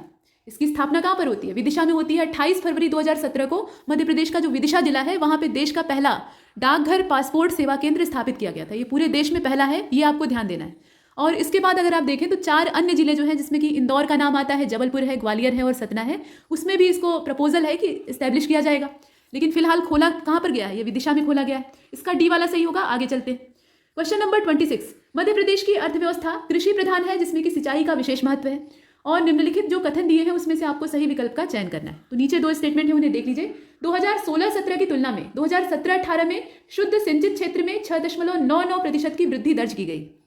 उसके बाद जो सेकंड स्टेटमेंट है उसमें कहा गया कि 2017-18 में शुद्ध जो सिंचित क्षेत्र था उसमें सर्वाधिक सिंचाई का प्रतिशत नहरों और तालाबों से प्राप्त होता है। मतलब मैक्सिमम कहाँ से किया गया? नहरों और तालाबों से किया गया। वही चीज यहाँ अंग्रेजी में है कि the economy of Madhya Pradesh is agricultural oriented या agriculture oriented in which irrigation is special importance. Choose the correct option. अभी नीचे जो ऑप्शन दिए हैं उसमें कहा गया कि net irrigation area increase by 6.99% in 2017-18 as compare to 2016-17। यहाँ पे कंपेरिजन है। और उसके बाद जो सेकंड स्टेटमेंट है उसमें कहा गया कि in the year 2017-18 the percentage of irrigation in the net irrigated area is from canal, माफ कीजिएगा, इज फ्रॉम कैनाल और पॉन्ड्स। तो आप बताइए कि इसमें से सही कौन सा है? ये सिंचाई के विषय में कहा जा रहा है। पूरा प्रश्न आप देख पा रहे हैं। और इसका जो करेक्ट आंसर है वो ए वाला हो जाएगा। केवल पहला वाला सही है, जिसमें नेट इरिगेटेड एरिया जो है उसके विषय में कहा गया है कि कितनी वृद्धि हुई है, वो बात सही है। लेकिन जो दूसरा वाला है वो गलत है। पहले वाले में जो स्टेटमेंट है वो परफेक्ट है, लेकिन दूसरा गलत क्यों हो जाता है? अगर इसमें आप देखिए तो 2017-18 में जो शुद्ध सिंचित क्षेत्र था उसमें सिंचाई का प्रतिशत करीब 67.34%, यहाँ पे 67.34% जो है वो कुएं और नलकूप से होता है। जबकि नहरों और तालाबों की अगर बात की जाए तो उनसे जो परसेंटेज आता है निकलकर वो 20.24% ही होता है। तो आप कंपेयर करके देख सकते हैं कि ज़्यादा कौन है। इसीलिए जो दूसरा वाला है वो गलत हो जाता है, पहला वाला सही है। आगे बढ़ते हैं, अगले प्रश्न को देखते हैं। इसका जो करेक्ट आंसर है वो कौन सा था? ए वाला था। अगला प्रश्न यानी प्रश्न संख्या 27, मोहिनी सागर परियोजना स्थापित की गई है कहां पर? शाहपुरा में, शिवपुरी में, मुरैना में या फिर इंदौर में? तो इसकी स्थापना होती है बी वाले में यानी शिवपुरी में। इसकी स्थापना कहाँ पे हुई थी? शिवपुरी में हुई थी। मध्य प्रदेश का जो शिवपुरी जिला है वहां पे मोहिनी खेड़ा के निकट में सिंधु नदी, जो सिंध नदी है, यहाँ पे सिंधु नहीं होगा सिंध होगा, तो सिंध नदी पर मोहिनी सागर परियोजना स्थापित की गई थी। और इसके माध्यम से अगर लाभान्वित जिलों को देखा जाए तो शिवपुरी का नाम आता है, अशोकनगर है, ग्वालियर है। आगे बढ़ते हैं, अगले प्रश्न को देखते हैं। प्रश्न संख्या 28, According to Economic Survey 2018-19 in Madhya Pradesh, the production of which Pulse Corp has seen an increase. मतलब यहाँ पे जो पल्स कॉर्प है अर्थात दलहन वाली फसल है उसमें कहाँ पर किस फसल में बढ़ोतरी देखी गई है वो आपको देखना है। तो इसमें से अरहर होगा, उड़द होगा, मटर होगा, मूंग होगा, कौन सा होगा बताइए। पूरा प्रश्न आप देख रहे हैं, इसमें आप देख लीजिए और इसका जो करेक्ट आंसर है वो हो जाएगा बी वाला। बी का मतलब ये है कि इसमें आप देखिए दूसरा और चौथा अर्थात उड़द और मूंग जो थी उसके प्रोडक्शन में अच्छी खासी बढ़ोतरी देखी गई है। जो इकोनॉमिक सर्वे था हमारा 2018-19 वाला, मध्य प्रदेश में जो इकोनॉमिक सर्वे आया था 2018-19 वाला, उसमें उड़द और मूंग का जो उत्पादन है उसको बताया गया कि 53.19 और 1.33%, मतलब 53.19 और उसके बाद 1.33% ये इनके उत्पादन में बढ़ोतरी देखी गई है। जबकि मटर का और अरहर का अगर देखा जाए तो इनमें कमी देखी गई है, इनमें बढ़ोतरी नहीं हुई है बल्कि कमी हुई है। तो इसका करेक्ट आंसर दूसरा चौथा यानी बी वाला हो जाएगा। क्वेश्चन नंबर 29 को देखिए, जय किसान फसल ऋण माफी योजना, इसके तहत कितनी सीमा तक ऋण माफी का आदेश जारी किया गया है। ये 50,000 है, 1 लाख है, 2 लाख है या 3 लाख है, इसमें से कितना होगा। यहाँ पर ये पूछा गया है कि जो ये ऋण माफी परियोजना है या योजना है इसमें ऋण की सीमा कितने तक माफ की जाएगी। और इसका जो करेक्ट आंसर है वो सी वाला हो जाएगा यानी 2 लाख तक की जो रेंज है वहां तक ऋण माफ हो जाएगा। राज्य शासन जो है इसके द्वारा मार्च 2018 की जो स्थिति है उसमें किसानों के बकाया अल्पकालिक जो ऋण है, फसल ऋण है, उसमें पात्रता अनुसार 2 लाख रुपए की जो सीमा है वहां तक माफ करने का आदेश जारी किया गया है। तो रेंज आपको पता होनी चाहिए। आगे बढ़ते हैं, अगले प्रश्न को देखते हैं। भावांतर भुगतान योजना, इससे संबंधित कुछ कथन यहाँ पर दिए हुए हैं, मतलब इसके बारे में स्टेटमेंट है। तो पहले स्टेटमेंट में कहा जा रहा है कि इस योजना का प्रारंभ या शुभारंभ सागर जिले का जो खुरई नाम का जगह है वहां से अक्टूबर 2017 में होता है। उसके बाद दूसरे वाले स्टेटमेंट में बोला गया कि योजना का मुख्य उद्देश्य किसानों को समर्थन मूल्य दिलवाना है और मंडियों के भाव में होने वाले उतार चढ़ाव से उन्हें बचाना है, अर्थात उनकी जो हानि होती है उसको सुरक्षित करने के लिए कवच उन्हें देना है, सुरक्षा कवच। तो आप बताइए कि जो भावांतर भुगतान योजना आप देख रहे हैं इसके बारे में सही कौन सा है। पूरा प्रश्न आप देख पा रहे हैं और इसका जो करेक्ट आंसर है वो सी वाला हो जाएगा। सी का मतलब यह है कि दोनों सही है, इसमें कुछ भी गलत नहीं है। मतलब यहाँ अगर देखा जाए तो जो सागर डिस्ट्रिक्ट है उसके खरौली या खुरई जो है वहाँ से स्टार्ट होता है और अक्टूबर 2017 ये इसकी डेट है। उसके साथ साथ इसका जो मेन ऑब्जेक्टिव है उसमें यही है कि जो न्यूनतम समर्थन मूल्य है यानी जो मिनिमम सपोर्ट प्राइस है फार्मर्स के लिए वो अच्छा खासा होना चाहिए। साथ ही साथ फसल के नुकसान की स्थितियों को कम किया जाए, मंडी में जो बेभाव बेचना उन्हें पड़ता है उससे वो बचे रहें, इसका प्रयास किया गया। तो इसका करेक्ट आंसर सी वाला हो जाएगा। अगले प्रश्न को देखिए 31, करेरा वन्य जीव अभ्यारण्य ये कहाँ पर है आपको बताना है। तो यही पूछा गया है और इसमें गुना जिला दिया है, गुना जिले के उत्तर पूर्व में या ग्वालियर जिले के उत्तर पश्चिम में, गुना जिले के दक्षिण पूर्व में या गुना जिले के दक्षिण पश्चिम में, इस प्रकार से दिया है। आप बताइए इसमें से करेक्ट आंसर कौन सा होगा। और इसका जो करेक्ट आंसर है वो हो जाएगा ए वाला। ए का मतलब है कि north east of Guna district, ये इसकी एग्जैक्ट लोकेशन है। और यहाँ पर यही पूछा गया था कि where is Karera wild life sanctuary situated, ये है क्या, तो ये वाइल्ड लाइफ सेंचुरी है। करेरा वन्यजीव अभ्यारण्य ये भारत के मध्य प्रदेश का जो शिवपुरी जिला है वहाँ पे एक वन्यजीव अभ्यारण्य है। और इसका यहाँ अगर देखा जाए तो ये ग्रेट इंडियन बस्टर्ड की आबादी की रक्षा के लिए 1981 में स्टैब्लिश किया गया था। और अब यह स्थानीय लोगों के विरोध और स्थानीय स्तर पर पक्षियों के विलुप्त होने के कारण निरूपित होने की प्रक्रिया में, इस प्रकार की चीजें हैं। तो इसका ए वाला सही हो जाएगा। आगे बढ़ते हैं, अगले प्रश्न को देखते हैं। क्वेश्चन नंबर 32, भारत के गैलाथिया नेशनल पार्क के संदर्भ में कौन सा कथन गलत है। यहाँ पर जो असत्य कथन है उसी का आपको चुनाव करना है। तो फर्स्ट स्टेटमेंट आप देख रहे हैं, यह केंद्र शासित प्रदेश अंडमान निकोबार द्वीप समूह में स्थित है। यह 1992 में भारत के एक राष्ट्रीय उद्यान के रूप में सम्मिलित किया गया और मेगापोड नाम का पक्षी यहाँ पर रहता है, उसका ये हैबिटेट है, ऐसे दिया हुआ है। यहाँ पर वही चीज अंग्रेजी में है कि it is located in the union territory of Andaman Nicobar island और it was gazetted as a national park of India in 1992, मतलब इसे राष्ट्रीय उद्यान का दर्जा 1992 में मिलता है। और ये एक बर्ड का हैबिटेट है जिसका नाम है मेगापोड। तो आप बताइए इसमें से गलत क्या है। यहाँ बात हो रही है गैलाथिया नेशनल पार्क की और इसका जो करेक्ट आंसर है वो डी वाला हो जाएगा। और डी को अगर आप चुनते हैं तो इसका मतलब यह है कि इनमें से कोई नहीं, अर्थात कोई भी गलत नहीं है, सब सही है। जितने यहाँ दिए हैं सबके सब सही हैं। और इसके बारे में अगर देखा जाए तो गैलाथिया नेशनल पार्क भारत का जो यूटी है, अंडमान निकोबार द्वीप समूह, वहाँ पर स्थित एक राष्ट्रीय उद्यान है। और वैसे अगर देखें तो यह निकोबार द्वीप समूह में जो ग्रेट निकोबार द्वीप है उस पर स्थित है। और 1992 में इसको नेशनल पार्क का दर्जा प्राप्त होता है। इसका क्षेत्रफल जो है वो 110 स्क्वायर किलोमीटर में फैला हुआ है, बहुत बड़ा नहीं है। और इसके अलावा यहाँ मेगापॉड तो पाया ही जाता है, साथ ही साथ रॉबर क्रैब जो है वो मिलता है, मतलब रॉबर केकड़ा। इसके साथ साथ एक कबूतर की प्रजाति जिसको कि निकोबार पिजन कहा जाता है वो भी यहाँ से प्राप्त होता है। आगे बढ़ते हैं, इसका डी वाला सही। 33 को देखिए, लीना नदी के बारे में कौन सा कथन गलत है। लीना नदी, और इसके बारे में कहा जा रहा है कि यह रूस की सबसे लंबी नदी है। यह बैकाल पर्वत से निकलती है और इसके अंत में एक बहुत बड़ा सा डेल्टा बनता है, ऐसे दिया हुआ है। वही चीज़ यहाँ भी है, it is the longest river in Russia. और इसका जो ओरिजिन है वो बैकाल माउंटेन से होता है और अंत में इसके एक डेल्टा का फॉर्मेशन होता है जो कि काफ़ी बड़ा है। तो आप बताइए लीना नदी के बारे में इसमें से गलत कौन सा है। जो इनकरेक्ट है वो आपको चूज करना है। ये सही और गलत बहुत ध्यान से देखना है, नहीं तो इससे भी प्रश्न गलत हो जाते हैं। पूरा आप देख रहे हैं, बताइए। और इसका जो करेक्ट आंसर है वो डी हो जाएगा। इसमें से कोई भी गलत नहीं है, सब सही है। रूस की सबसे लंबी नदी है लीना, और ये पूर्वी साइबेरियाई नदी के तौर पे देखी जाती है इसकी लोकेशन के हिसाब से, और आर्कटिक महासागर में जाकर ये गिरती है। इसका उद्गम मध्य साइबेरिया का जो पठार है वहाँ पे बैकाल पर्वत में करीब 1640 मीटर की जो ऊंचाई है वहाँ से होता है। और लीना नदी के अंत में एक बहुत बड़ा डेल्टा बनता है जो कि लाप्तेव सागर में करीब 100 किलोमीटर की दूरी तक फैला हुआ है। काफ़ी बड़ा है, इसका अंदाजा आप ऐसे ही लगा सकते हैं। और 400 किलोमीटर ये चौड़ा है, तो अच्छा खासा बड़ा है। इसलिए इसमें जितने भी स्टेटमेंट है तीनों सही है, और इसीलिए हम डी का चुनाव करते हैं। इसमें से कोई नहीं, चूंकि यहाँ गलत पूछ रहा था। अगले प्रश्न को देखते हैं। Question number 34। सूची 1 को सूची 2 से मिलान कीजिए। सूची 1 में कुछ फसलों के नाम दिए हैं और सूची 2 में कुछ उसके मौसम दिए हुए हैं कि मतलब कौन सी फसल किस मौसम की है। तो मक्का दिया है, तिल दिया है, इसके अलावा किन्नू है और साथ ही साथ सूरजमुखी है। यहाँ पर जायद है जो कि गर्मी के मौसम में, खरीफ वर्षा के मौसम में, रबी सर्दी के मौसम में और सभी मौसम में। तो कौन सी किस मौसम में बोई जाती है ये आपको पता होना चाहिए, उसी के आधार पर मिलान करना है। मैच करके बताइए। और इसका जो करेक्ट आंसर है वो सी वाला हो जाएगा। पहला, दूसरा, तीसरा, चौथा ये आमने सामने मैच है, इसमें कुछ करने की आवश्यकता नहीं है। इसे मिला दीजिए, बस आमने सामने मिलाना है। और इसमें अगर आप देखें तो मक्का का जो बुआई का समय है वो जून की शुरुआत वाला होता है। जब खेत खाली हो जाते हैं, मतलब गेहूं टाइप की जो फसलें होती हैं, रबी की फसल, उनकी कटाई हो जाती है, तो उसके बाद कुछ समय खेत खाली रहते हैं। तो उसमें किसान खाली ना बैठे, बेरोजगार न रहे, इसलिए वो छिटपुट सब्जियों की या जो खीरा ककड़ी है उस टाइप की खेती करता है। मक्का की बुआई का जो सीजन है वो जून की शुरुआत में है। जायद वाला मौसम इसको कहा जाता है। तापमान इसके लिए करीब 25 से 30 डिग्री सेल्सियस, और वर्षा की मात्रा अगर देखी जाए तो 60 से 120, जो कि बरसात के मौसम में मिल जाती है, उतनी इसको चाहिए होती है। तिल के बारे में अगर देखें, मतलब यहाँ पे सिसमेम की बात हो रही है, तो उसकी बुआई का समय है वर्षा का मौसम, यानी यही खरीफ वाला। और उसके साथ किन्नू को अगर आप देखें तो ये रबी की फसल के तौर पे देखी जाती है, मतलब सर्दी की जो शुरुआती सीजन होती है उसमें इसको बोया जाता है। और सूरजमुखी को अगर आप देखिए तो ये सभी मौसमों में बोया जा सकता है। वैसे आप देखते हैं कि जो अप्रैल का सीजन होता है, मार्च अप्रैल, उसमें इसकी फसल दिखाई देती है, लेकिन ये बोया हर मौसम में जा सकता है। तो इसका करेक्ट आंसर सी वाला होगा। आगे बढ़ते हैं, 35 को देखते हैं। निम्नलिखित में से किसे शहरी जल निकायों के संरक्षण के उपाय के रूप में जाना जाता है। तो यहाँ पर 3 स्टेटमेंट है। पहले वाले में कहा गया अमृत मिशन, ये अमृत नहीं है, अमृत है। तो अमृत मिशन के तहत शहरी जल निकायों के कायाकल्प के लिए प्रावधान किया गया। रामसर कन्वेंशन के तहत शहरी जल निकायों को आर्द्र भूमि के रूप में सम्मिलित किया जाएगा, ये प्रावधान है। जल प्रदूषण रोकथाम और नियंत्रण अधिनियम, ये जो 1974 का है, इसके तहत जल शहरी निकायों में सीवेज और औद्योगिक अपशिष्टों के प्रवाह को नियंत्रित करने के लिए दिशा निर्देश प्रदान करना। तो आपको ये बताना है कि यहाँ पर संरक्षण के उपाय के रूप में कौन सा अपनाया जा सकता है या अपनाया गया है। इसमें आप देख रहे हैं, which of the following could be taken as measure of the protection of urban water bodies.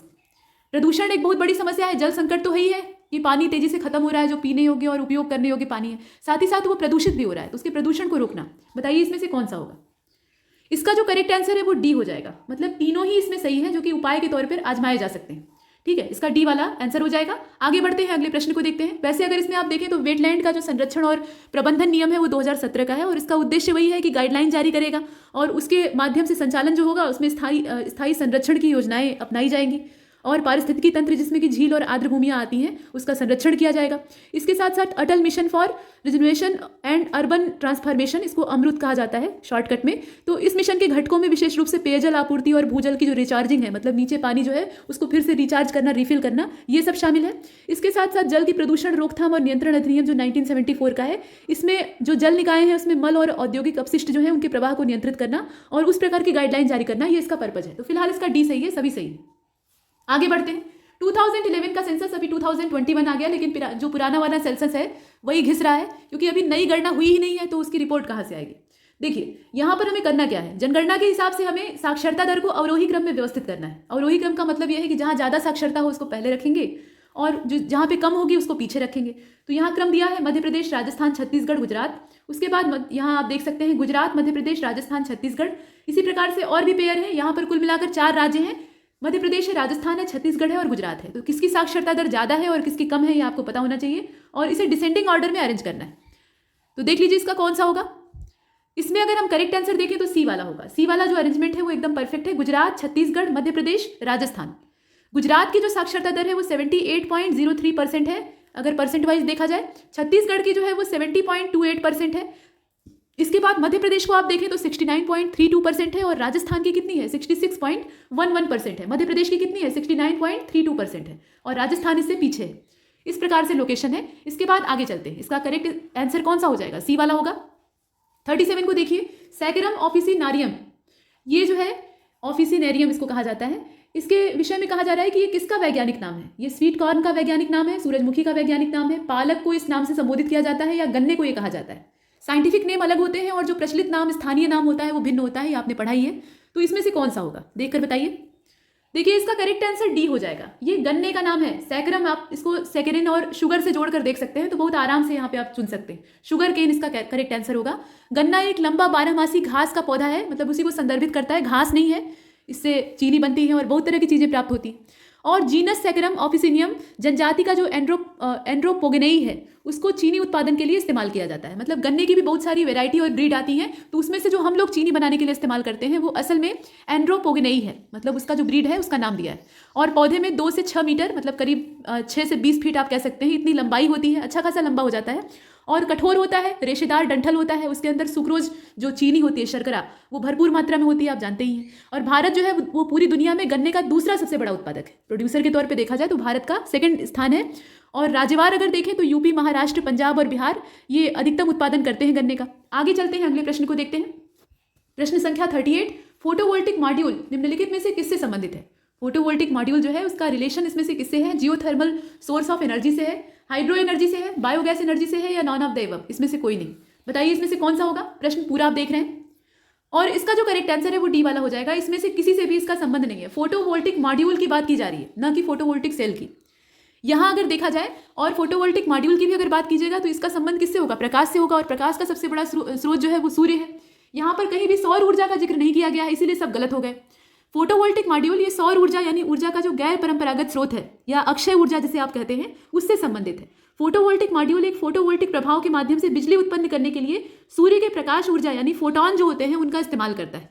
Photo electric effect आपने आइंस्टीन का पढ़ा होगा उसी प्रकार से। और अधिकांश मॉड्यूल जो होते हैं वो वेफर आधारित जो क्रिस्टलीय सिलिकॉन सेल होता है और पतली जो फिल्म सेल होती है उसका इस्तेमाल करते हैं। तो फोटोवोल्टिक सेल उसका एक अंग है और ये पूरा सिस्टम है, इस प्रकार से है। तो इसमें से कोई नहीं। आगे चलते हैं, अगले प्रश्न को देखते हैं। 39, निम्नलिखित में से कौन सा देश यूरेनियम के उत्पादन से संबंधित है। ईरान है, पाकिस्तान है, नाइजर है और नामीबिया है। यहाँ देशों के नाम दिए हैं और नीचे कोड दिया हुआ है। आप बताइए कौन सा इसमें से होगा। पूरा प्रश्न आप देख ही रहे हैं। तो 39 का करेक्ट आंसर हो जाएगा इसमें से अगर आप देखिए तो डी वाला। डी का मतलब यह है कि सभी। यहाँ पूछा यह जा रहा था कि which of the following countries are related to uranium production. तो इसमें जितने भी देशों के नाम दिए हैं सभी का संबंध यूरेनियम प्रोडक्शन से है, कमोबेश। मतलब यहाँ पे कुछ कम प्रोडक्शन करते हैं, कुछ ज़्यादा करते हैं। ये जो 4 देश आपको दिख रहे हैं इसमें वर्ल्ड न्यूक्लियर एसोसिएशन जो 2018 का है उसके अनुमान के हिसाब से दुनिया में जो उत्पादन का परसेंटेज है, ये अंदाजा है, एग्जैक्ट नहीं है। तो ईरान जो है वो 0.13% के आसपास प्रोड्यूस करता है। उसके बाद पाकिस्तान को अगर देखा जाए तो ये 0.08% के आसपास प्रोडक्शन रखता है। नाइजर की अगर बात करें तो ये 5.44% प्रोडक्शन करता है। और जो नामीबिया है यहाँ पे सर्वाधिक है, ये 10.33 यानी 10.33% इतना प्रोडक्शन करता है। इस प्रकार से है। आगे बढ़ते हैं, इसका डी वाला सही। क्वेश्चन नंबर 40, हवाई अड्डा और शहर का नाम दिया है तो इसको आपको मिलान करना है, लेकिन मिलान पहले से किया हुआ है। इसमें से कोई एक गलत हो गया है, उसी को आपको चेक करना है। बताइए कौन सा होगा। इसमें देख लीजिए, बीजू पटनायक अंतर्राष्ट्रीय हवाई अड्डा है, उसके आगे लिखा है भुवनेश्वर।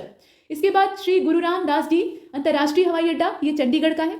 बागडोगरा अंतर्राष्ट्रीय हवाई अड्डा ये सिलीगुड़ी का है। और देवी अहिल्याबाई होलकर अंतर्राष्ट्रीय हवाई अड्डा, ये इसमें आप देख रहे हैं, माफ कीजिएगा, देवी अहिल्याबाई होलकर हवाई अड्डा ये आपका इंदौर का है। इसमें से कौन सा करेक्टली मैच नहीं है देख लीजिए। और इसका जो करेक्ट आंसर है वो बी वाला हो जाएगा, जिसमें कहा गया है कि श्री गुरु रामदास जी इंटरनेशनल एयरपोर्ट ये चंडीगढ़ में है, जबकि ये अमृतसर में है, पंजाब इसकी लोकेशन है। और इनका नाम जो चौथे सिख गुरु थे रामदास, उन्हीं के नाम पर रखा गया है। और वही अमृतसर शहर के संस्थापक भी थे। अमृतसर हवाई अड्डा ये भारत के पंजाब राज्य में सबसे बड़ा और सबसे व्यस्त हवाई अड्डा है, मतलब ये काफ़ी बिजी रहता है। और दिल्ली हवाई अड्डे के बाद ये उत्तरी भारत का दूसरा सबसे बड़ा हवाई अड्डा है, ये भी आपको पता होना चाहिए। फिलहाल इसका बी वाला गलत है, जिसे कि हमने यहाँ देखा। नेक्स्ट अगले प्रश्न को देखते हैं। क्वेश्चन नंबर 41, निम्नलिखित कथनों पर विचार कीजिए। मध्य प्रदेश विधानसभा में द्वितीय विपक्ष के नेता श्री कुमार सकलेचा थे। श्री कुमार सकलेचा ये इनका नाम था और इनका कार्यकाल 1957 से लेकर 1962 के बीच में रहता है। ऐसे 2 स्टेटमेंट इसमें दिए हुए हैं। इसमें से करेक्ट स्टेटमेंट आपको चूज करना है। बताइए कौन सा होगा। प्रश्न आप देख ही रहे हैं। और इसका जो करेक्ट आंसर है वो हो जाएगा कोई नहीं। ना तो पहला सही है ना दूसरा सही है। तो फिर सही क्या है। सही ये है कि मध्य प्रदेश विधानसभा में द्वितीय विपक्ष के जो नेता थे, द्वितीय विपक्ष यानी दूसरा विपक्ष, उसके नेता श्री चंद्र प्रताप तिवारी जी थे।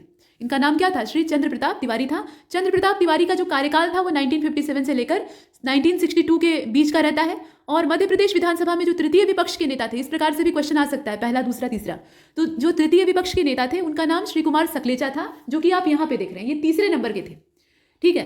और इनका जो कार्यकाल है वो 1962 से लेकर 1967 तक रहता है। तो दोनों गलत हो जाते हैं। यहाँ हम डी का चुनाव करते हैं और आगे चलते हैं। 42 को देखिए, निम्नलिखित में से कौन सा मध्य प्रदेश के राज्यपाल नहीं रहे, मतलब इनमें से जो व्यक्तियों का नाम दिया है कौन से मध्य प्रदेश के गवर्नर नहीं रहे हैं। तो मोहम्मद शफी कुरैशी, भाई महावीर या बसंत सदाशिव प्रधान, इसमें से कौन से व्यक्ति होंगे। तो इसका जो करेक्ट आंसर है वो बी हो जाएगा। बी का मतलब यह है कि केवल तीसरा भाई महावीर, ये जो है ये एमपी के गवर्नर नहीं रहे हैं। मोहम्मद शफी कुरैशी को अगर देखा जाए तो ये 1996 से लेकर 1998 तक पहले वाले ये मध्य प्रदेश के गवर्नर रहे हैं। भाई महावीर को अगर देखें तो उनका जो कार्यकाल है मध्य प्रदेश के राज्यपाल के तौर पे वो 1998 से लेकर 2003 का है। तो ये दोनों तो रहेंगे, लेकिन जो तीसरे वाले हैं वो नहीं रहेंगे, बसंत सदाशिव प्रधान। यहाँ पीछे बोलने में मिस्टेक हो गई थी। भाई महावीर और शफी कुरैशी ये दोनों गवर्नर हैं, लेकिन जो बसंत सदाशिव प्रधान है ये गवर्नर नहीं रहे हैं। ये विपक्ष के नेता हैं और इनका जो समय है वो 1967 से लेकर 72 का है। चौथी विधानसभा जो थी उसमें ये अपोजिशन के लीडर थे। ठीक है, तो इसका जो करेक्ट आंसर है वो हो जाएगा बी वाला। इसमें हमें गलत का चुनाव करना था। आगे बढ़ते हैं, अगले प्रश्न को देखते हैं। निम्नलिखित में से कौन सा मध्य प्रदेश पुलिस का आधिकारिक आदर्श वाक्य है। यहाँ पर जो उसका मोटो है, ऑफिशियल मोटो है, उसे हमें चूज करना है। तो देशभक्ति जनसेवा, आपकी सुरक्षा हमारा संकल्प, सेवा ही लक्ष्य या सेवा शांति सुरक्षा। हर संस्था का अपना एक मोटो होता है या अपना एक ध्येय वाक्य होता है, तो वही आप यहाँ पर देख रहे हैं। मध्य प्रदेश पुलिस का इसमें से कौन सा है बताइए। और इसका जो करेक्ट आंसर है वो ए वाला हो जाएगा, यानी देशभक्ति जनसेवा। मतलब हम देशभक्ति का भी फर्ज निभा रहे हैं और जनसेवा भी कर रहे हैं, ये हमारा उद्देश्य है। देशभक्ति जनसेवा ये मध्य प्रदेश पुलिस का आदर्श वाक्य है। जबकि जो दूसरा आप देख रहे हैं, आपकी सुरक्षा हमारा संकल्प, ये यूपी पुलिस का है, आपने पढ़ा होगा कई बार। उसके बाद सेवा ही लक्ष्य है, ये झारखंड पुलिस का है। और सेवा शांति सुरक्षा ये गुजरात पुलिस का है। इस प्रकार से ये पुलिस विभाग में बटा हुआ है। तो पहला वाला ही इसका सही है जिसे हमने देखा। आगे बढ़ते हैं, 44 को देखिए। 2011 का जो सेंसस था उसके हिसाब से जनसंख्या की दृष्टि से सबसे छोटा जिला मध्य प्रदेश का कौन सा है। इंदौर है, भोपाल है, या फिर जबलपुर है, या फिर उज्जैन है, कौन सा होगा। तो इसमें अगर आप देखें तो इसका करेक्ट आंसर डी हो जाएगा, उज्जैन। यहाँ जनसंख्या की दृष्टि से पूछा जा रहा है तो उज्जैन होगा। इंदौर की अगर बात करें तो यहाँ पे जो टोटल आबादी है वो सर्वाधिक है। उसके बाद दूसरे नंबर पर भोपाल है, तीसरे नंबर पर जबलपुर है, और उज्जैन की जो पॉपुलेशन है वो इन सबसे कम है, वो 5,15,215 पर ही सिमट गया है। ये 2011 का सेंसस है, अभी बढ़ोतरी हुई होगी, लेकिन फिलहाल इसका करेक्ट आंसर डी वाला यानी उज्जैन हो जाएगा। अगले प्रश्न को देखिए। राष्ट्रीय स्मारक प्राधिकरण यानी एनएमए की बात हो रही है, तो ये भारतीय पुरातत्व सर्वेक्षण के अंतर्गत आता है, या संस्कृति मंत्रालय के अधीन आता है, या एंथ्रोपोलॉजिकल सर्वे ऑफ इंडिया के अंतर्गत आता है, या इसमें से कोई भी सत्य नहीं है। इसमें आपको ये बताना है कि ये किसके अंडर में आता है, पूरा आप देख रहे हैं। और इसका जो करेक्ट आंसर है वो बी हो जाएगा, यानी ये संस्कृति मंत्रालय यानी जो मिनिस्ट्री ऑफ कल्चर है उसके अंडर में आता है। यहाँ बात हो रही है नेशनल मॉन्यूमेंट अथॉरिटी यानी एनएमए की, इसे हमने देखा। और आगे चलते हैं। संस्कृति मंत्रालय की बात अगर की जाए तो संस्कृति मंत्रालय के तहत राष्ट्रीय स्मारक प्राधिकरण यानी एनएमए ये भारत के प्राचीन स्मारक और पुरातत्व स्थल, इसके अलावा अवशेष मान्यता वाला जो संशोधन अधिनियम था, ये अमेंडमेंट वाला अधिनियम है 2010 का, उसके प्रावधानों के हिसाब से व्यवस्थित किया गया। मतलब इसका सेटलमेंट उसी हिसाब से किया गया है और इसे मार्च 2010 में अधिनियमित किया गया था। इसके जो अधिनियमन की डेट है वो मार्च 2010 है। केंद्र द्वारा संरक्षित जो स्मारक हैं उनके आसपास निषिद्ध और विनियमित क्षेत्र का प्रबंधन करना, ये इसका उद्देश्य है। और एनएमए की जो जिम्मेदारियां हैं उनमें एक जिम्मेदारी ये भी है कि निषिद्ध और विनियमित क्षेत्र जो है वहाँ पे निर्माण संबंधी गतिविधियां, उसके लिए जो आवेदन किए हुए लोग हैं उनको अनुमति प्रदान करने के लिए विचार किया जाए। मतलब उन्हें परमिशन देनी है, नहीं देनी है, कैसी देनी है, इस पर यह विचार करता है। तो इसका जो करेक्ट आंसर है वो बी हो जाएगा। आगे बढ़ते हैं, अगले प्रश्न को देखते हैं। 46, यदि रेणुका पाताल पानी झरना की यात्रा करना चाहती है, रेणुका नाम की एक लड़की है, वो पाताल पानी झरना की यात्रा करना चाहती है, तो उसे किस स्थान पर जाना चाहिए। यहाँ पर वही कहा गया है और इसमें स्थान का नाम दिया है सावेर इंदौर, डॉक्टर अंबेडकर नगर महू इंदौर, खुड़ैल इंदौर, या फिर हातोद इंदौर। इस प्रकार से दिया है। जितनी लोकेशन दी है वो सब इंदौर की ही है, तो उसमें से आपको करेक्ट चूज करनी है। और इसे अगर आप ध्यान से देखें तो इसका जो करेक्ट आंसर है वो हो जाएगा बी वाला। बी का मतलब ये है कि ये महू की लोकेशन है। महू कौन सा स्थान है, ये डॉक्टर अंबेडकर का जन्म स्थान है, इसीलिए इसको डॉक्टर अंबेडकर नगर कहा जाता है। ठीक है, इसका बी वाला हो जाएगा। मतलब पाताल पानी जलप्रपात ये भारत का जो मध्य प्रदेश राज्य है वहाँ पे इंदौर जिले में पड़ता है, लेकिन महू तहसील के अंतर्गत आता है। इसकी जो लोकेशन एग्जैक्ट है वो महू तहसील है और झरना लगभग 300 फीट ऊंचा है। पाताल पानी के आसपास का जो क्षेत्र है वो एक पिकनिक स्पॉट के तौर पे देखा जाता है और पानी का प्रवाह और वर्षा के मौसम के तुरंत बाद, यानी अगर बात की जाए जुलाई के बाद की, तो यहाँ पे सबसे ज़्यादा जो पानी की स्थिति है या इसकी सुंदरता है वो दिखाई देती है। और गर्मी के मौसम में ये सूख जाता है, गर्मी के मौसम में ये चलायमान नहीं रहता है। ये इसकी लोकेशन है। और पाताल पानी ये चोरल नदी में स्थित है। इसकी नदी का भी नाम जान लीजिए, ये चोरल रिवर है। आगे बढ़ते हैं, अगले प्रश्न को देखते हैं। प्रश्न संख्या 47, मध्य प्रदेश में वर्तमान परिवहन मंत्री कौन है तत्काल में। ये अपॉइंटमेंट भी आपको पता होनी चाहिए। तो वर्तमान में जो परिवहन मंत्री है वो श्री गोविंद सिंह राजपूत है। ये 47 का करेक्ट आंसर कौन सा हो जाएगा, ए वाला हो जाएगा। अगले प्रश्न की ओर बढ़ते हैं। यहाँ देखिए, विश्व बांस दिवस 2020, इसका थीम वाक्य क्या था? What was the theme of world bamboo day 2020? तो बम्बू डे का जो थीम वाक्य है इसमें से कौन सा होगा? Bamboo now, bamboo for ever, bamboo for safe future, bamboo और इन्वायरमेंट, मतलब बम्बू एंड इन्वायरमेंट, इस प्रकार से यहाँ मिक्सचर दिया हुआ है हिंदी अंग्रेजी का, उसे आप देख रहे हैं। तो इसका जो करेक्ट आंसर है वो ए वाला हो जाएगा। ए का मतलब ये है कि बम्बू नाउ। तो विश्व बांस दिवस जो है ये मनाया कब जाता है? ये 18 सितंबर को मनाया जाता है विश्व स्तर पर, मतलब ये इंटरनेशनल लेवल पर सेलिब्रेट किया जाता है। और यह बांस के लाभों के बारे में जागरूकता बढ़ाने और रोजमर्रा के उत्पादों में इसका उपयोग बढ़ाने के लिए सुनिश्चित किया गया है। मतलब लोगों को ये बताना कि बांस कितना ज़्यादा उपयोगी है, इसको आप प्रोटेक्ट भी करिए और इसको इस्तेमाल भी करिए। और ये पर्यावरण के लिए भी इको फ्रेंडली है, आप जानते ही हैं। तो 2020 का जो संस्करण था वो 11वें नंबर का संस्करण था और इसका जो थीम था वो था बम्बू नाउ। आगे बढ़ते हैं, अगले प्रश्न को देखते हैं। इसका ए वाला करेक्ट है। 49, Rewa ultra mega solar power project, ये जो पावर प्रोजेक्ट है इसके संदर्भ में यहाँ पर 2 स्टेटमेंट दिए, उसमें से जो सही है उसको आपको चूज करना है। तो पहले वाले स्टेटमेंट में कहा गया कि जो परियोजना है उसमें 250 मेगावाट की 3 इकाइयाँ शामिल की गई, और दूसरे वाले में कहा गया कि यह रीवा जिले की जो गुरह तहसील है, रीवा जिले में तो है लेकिन उसके अलावा जो तहसील है वो गुरह तहसील है, वहाँ पर स्थित है। वही चीज़ यहाँ अंग्रेजी में है, मतलब जो प्रोजेक्ट है उसमें 3 यूनिट्स है 250 मेगावाट वाली, और इसकी जो लोकेशन है वो गुरह तहसील में है, रीवा डिस्ट्रिक्ट। आप बताइए इसमें से करेक्ट स्टेटमेंट कौन सा है? पूरा प्रश्न आप देख रहे हैं और इसका जो करेक्ट आंसर है वो सी वाला हो जाएगा। दोनों सही है, इसमें कोई समस्या नहीं है, दोनों ही परफेक्ट है। यहाँ बात हो रही थी Rewa ultra mega solar power project के बारे में, इसे आपने देखा। भारत के सबसे बड़े जो सोलर ऊर्जा वाले संयंत्र हैं और एशिया का जो सबसे बड़ा एकल स्थल सौर संयंत्र है, मतलब एक ही स्थान पर मौजूद, उसमें यह गिना जाता है रीवा वाला। और यह मध्य प्रदेश के रीवा जिले में है, ये तो आप जानते ही हैं। गुरह तहसील में करीब 1590 एकड़ के क्षेत्र में ये फैला हुआ है, अच्छा खासा इसका विस्तार है। और यह एक operational ground mounted grid connected photovoltaic solar park के तौर पर भी जाना जाता है। ये सब इसके बारे में इंफॉर्मेशन है, इसका सी वाला सही है। 50 को देखिए, हाल ही में किस राज्य की जो सरकार है वो गो कैबिनेट के गठन की घोषणा करती है? ये गौ कैबिनेट है असल में, तो ये उत्तर प्रदेश की सरकार है, गुजरात की है, मध्य प्रदेश की है या उत्तराखंड की है? इसमें राज्यों के नाम दिए हैं, राज्य का नाम आप बताइए। तो आप पढ़ रहे हैं MPPCS के लिए, तो यहाँ पे मध्य प्रदेश ही होगा, हालांकि हमेशा ऐसा हो ये आवश्यक नहीं है। तो इसका डी वाला ऑप्शन हो जाएगा। मध्य प्रदेश में भाजपा की जो सरकार है उसने गौ कैबिनेट यानी गाय कैबिनेट को गठित किया है, इसकी घोषणा की है, जिसमें कि 6 विभागों के मंत्री शामिल होंगे जो कि गायों की सुरक्षा और गौ उत्पाद को संवर्धित करने में योगदान देंगे। ये इसका पर्पस है या मोटो है। इसके बाद अगले प्रश्न को देखते हैं। 51, 25 जुलाई 1997 से लेकर 25 जुलाई 2002 इसके बीच में भारत के राष्ट्रपति रहे श्री KR नारायणन, इनका पूरा नाम क्या था? अब इनका नाम यहाँ आया क्यों? तो इनका संबंध कहीं ना कहीं मध्य प्रदेश से होगा, ये आप जानते हैं। तो आप बताइए कि इनका नाम क्या था, इसमें से कौन सा होगा? वैसे इनका संबंध यहाँ मध्य प्रदेश से नहीं होगा। ये प्रश्न जो है ये सामान्य कॉमन सेंस के लिए पूछा गया है। आवश्यक नहीं है कि हर प्रश्न जो MPPCS के प्रीलिम्स में पूछा जाए वो मध्य प्रदेश से जुड़ा हो, वो देश स्तर पर भी हो सकता है। तो फिलहाल इसमें देख लीजिए, इनका जो समय है उसको याद रखिएगा। इनका कार्यकाल 25 जुलाई 1997 से लेकर ये 2002 तक रहते हैं। नीचे जो विकल्प दिए हैं उसमें से आपका सही विकल्प होगा ए वाला, यानी कोचेरील रामन नारायणन, ये इनका पूरा नाम था। और 27 अक्टूबर 1920 में इनका जन्म होता है और 9 नवंबर 2005 तक इनका पूरा जीवन काल रहता है। ये एक भारतीय राजनयिक थे, एकेडमिक थे, उसके अलावा बहुत बड़े पॉलिटिकल ये जानकार थे इनके बारे में अगर देखा जाए। और भारत के ये 10वें राष्ट्रपति थे। इनका जो नंबर है वो कौन सा है? 10वां है। और भारत के 9वें उपराष्ट्रपति के तौर पर भी इन्होंने काम किया था। तो ये इनका पूरा ब्यौरा है। आगे बढ़ते हैं, अगले प्रश्न को देखते हैं। इसका ए वाला सही।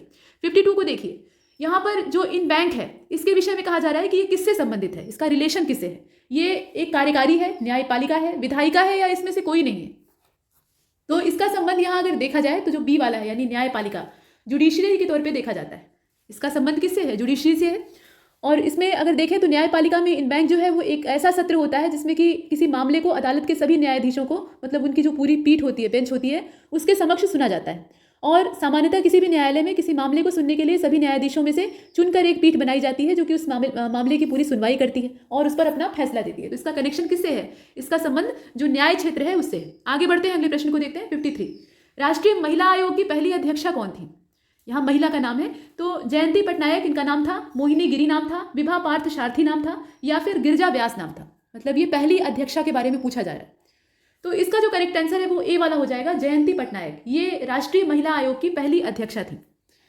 महिलाओं के लिए संवैधानिक और कानूनी जो सुरक्षा उपाय हैं उनकी समीक्षा करने के लिए राष्ट्रीय महिला आयोग ये 1990 के तहत, मतलब इसका जो प्रावधान होता है वो 1990 में होता है, लेकिन इसकी स्थापना होती है जनवरी 1992 में, यानी 1992 में। और पहला जो आयोग था उसका गठन 31 जनवरी 1992 को होता है। और इसकी जो अध्यक्षा थी उनका नाम था श्रीमती जयंती पटनायक, जिन्हें कि आप यहाँ पे विकल्प ए के रूप में देख रहे हैं। आगे बढ़ते हैं, अगले प्रश्न को देखते हैं। 54, भारतीय समाज में आदिवासियों के हाशिए पर आने का कारण क्या है? जो ट्राइब्स हैं वो एकदम हाशिए पर है, यानी अलग थलग पड़ी हुई है। तो उसके पीछे कौन सा रीजन है? यहाँ 4 स्टेटमेंट है, उसमें से आपको कारण की तलाश करनी है। तो आदिवासी बहुल क्षेत्रों में सरकार के द्वारा जो विकास का मॉडल बनाया गया है उस पर काम करना, या फिर अनोखी संस्कृति और लोगों के साथ एकीकरण में कमी, ये इसका कारण है, या आदिवासी क्षेत्रों में व्यापारियों और साहूकारों का प्रवेश हो गया है तो इनका शोषण हो रहा है और ये विकसित नहीं हो पा रहे हैं, ये रीजन है। वन और अन्य प्राकृतिक संसाधनों पर राज्य का कंट्रोल हो गया है तो ये मनमाना उसका यूज नहीं कर पा रहे हैं तो इनका डेवलपमेंट रुक गया है। आपको ये बताना है कि इसमें से उनके हाशिए पर रहने का, यानी एकदम मार्जिन वाला जो रेशियो है उसमें जाने का कारण क्या है, यहाँ रीजन आपको तलाशना है। 4 विकल्प आपने देखे और नीचे कोड दिए हैं, उसमें से आपको कारण तलाशना है। और इसका जो करेक्ट आंसर है वो डी हो जाएगा। जितने भी हैं वो सभी यहाँ पर सही हैं। मतलब इसमें अगर आप देखें तो डेवलपमेंटल मॉडल जो है गवर्नमेंट का बनाया हुआ, वो यहाँ पे मेजॉरिटी रीजन में चलाया गया है, मतलब जो ट्राइबल मेजॉरिटी है वहाँ पे चलाया गया है, लेकिन वो एकदम परफेक्ट नहीं है, मतलब वो उनके अकॉर्डिंग नहीं है और ये रीजन हो सकता है। इसके साथ साथ जो 3 कारण और दिए हैं वो भी सही है, तो इसका जो करेक्ट आंसर है वो डी हो जाएगा। आगे बढ़ते हैं, अगले प्रश्न को देखते हैं। डायॉर्की के बारे में कहा गया कि भारत में औपनिवेशिक शासकों के द्वारा इसको शुरू किया गया, शासन की एक दोहरी योजना के तौर पर, यानी द्वैध शासन के तौर पर हम इसे जानते हैं। तो यह शब्द किससे बना हुआ था, मतलब ये इसकी उत्पत्ति कहाँ से हुई है, वो ओरिजिन पूछा जा रहा है। यहाँ रोमन शब्द डायरके से इसका उद्भव हुआ था, या फिर लैटिन शब्द डायरके से हुआ था, या ये ग्रीक लैंग्वेज का है, या फिर अंग्रेजी भाषा का है, ये आया कहाँ से है वो आपको बताना है। तो इसका जो करेक्ट आंसर है वो हो जाएगा, ये ग्रीक भाषा का शब्द है। जो ज़्यादा ऊटपटांग होते हैं वो अक्सर ग्रीक भाषा से संबंध रखते हैं। तो यहाँ अगर आप देखें तो 1919 की जो भारत सरकार अधिनियम था, मतलब यहाँ पे माउंटेग्यू चेम्सफोर्ड सुधार की बात हो रही है, उसमें प्रांतीय विषयों को 2 भागों में बांट दिया गया। एक तो हस्तांतरित था, दूसरा आरक्षित था। और हस्तांतरित विषय जो थे उसमें राज्यपाल के द्वारा विधान परिषद के लिए उत्तरदायी जो मंत्री थे उनकी सहायता से पूरा प्रशासन संभाला जाएगा, ऐसा प्रावधान किया गया था। और दूसरी ओर जो आरक्षित विषय थे उसमें गवर्नर और उसकी जो कार्यकारी परिषद होती थी, यहाँ पे राज्यपाल का मतलब गवर्नर से ही है, जो गवर्नर जनरल होते थे। इसके बाद देखिए उनकी कार्यकारी परिषद के द्वारा विधान परिषद के प्रति उत्तरदायी न होते हुए उसे प्रशासित किया जाएगा। तो ये सब प्रावधान तो आपने पॉलिटी में पढ़ रखे हो।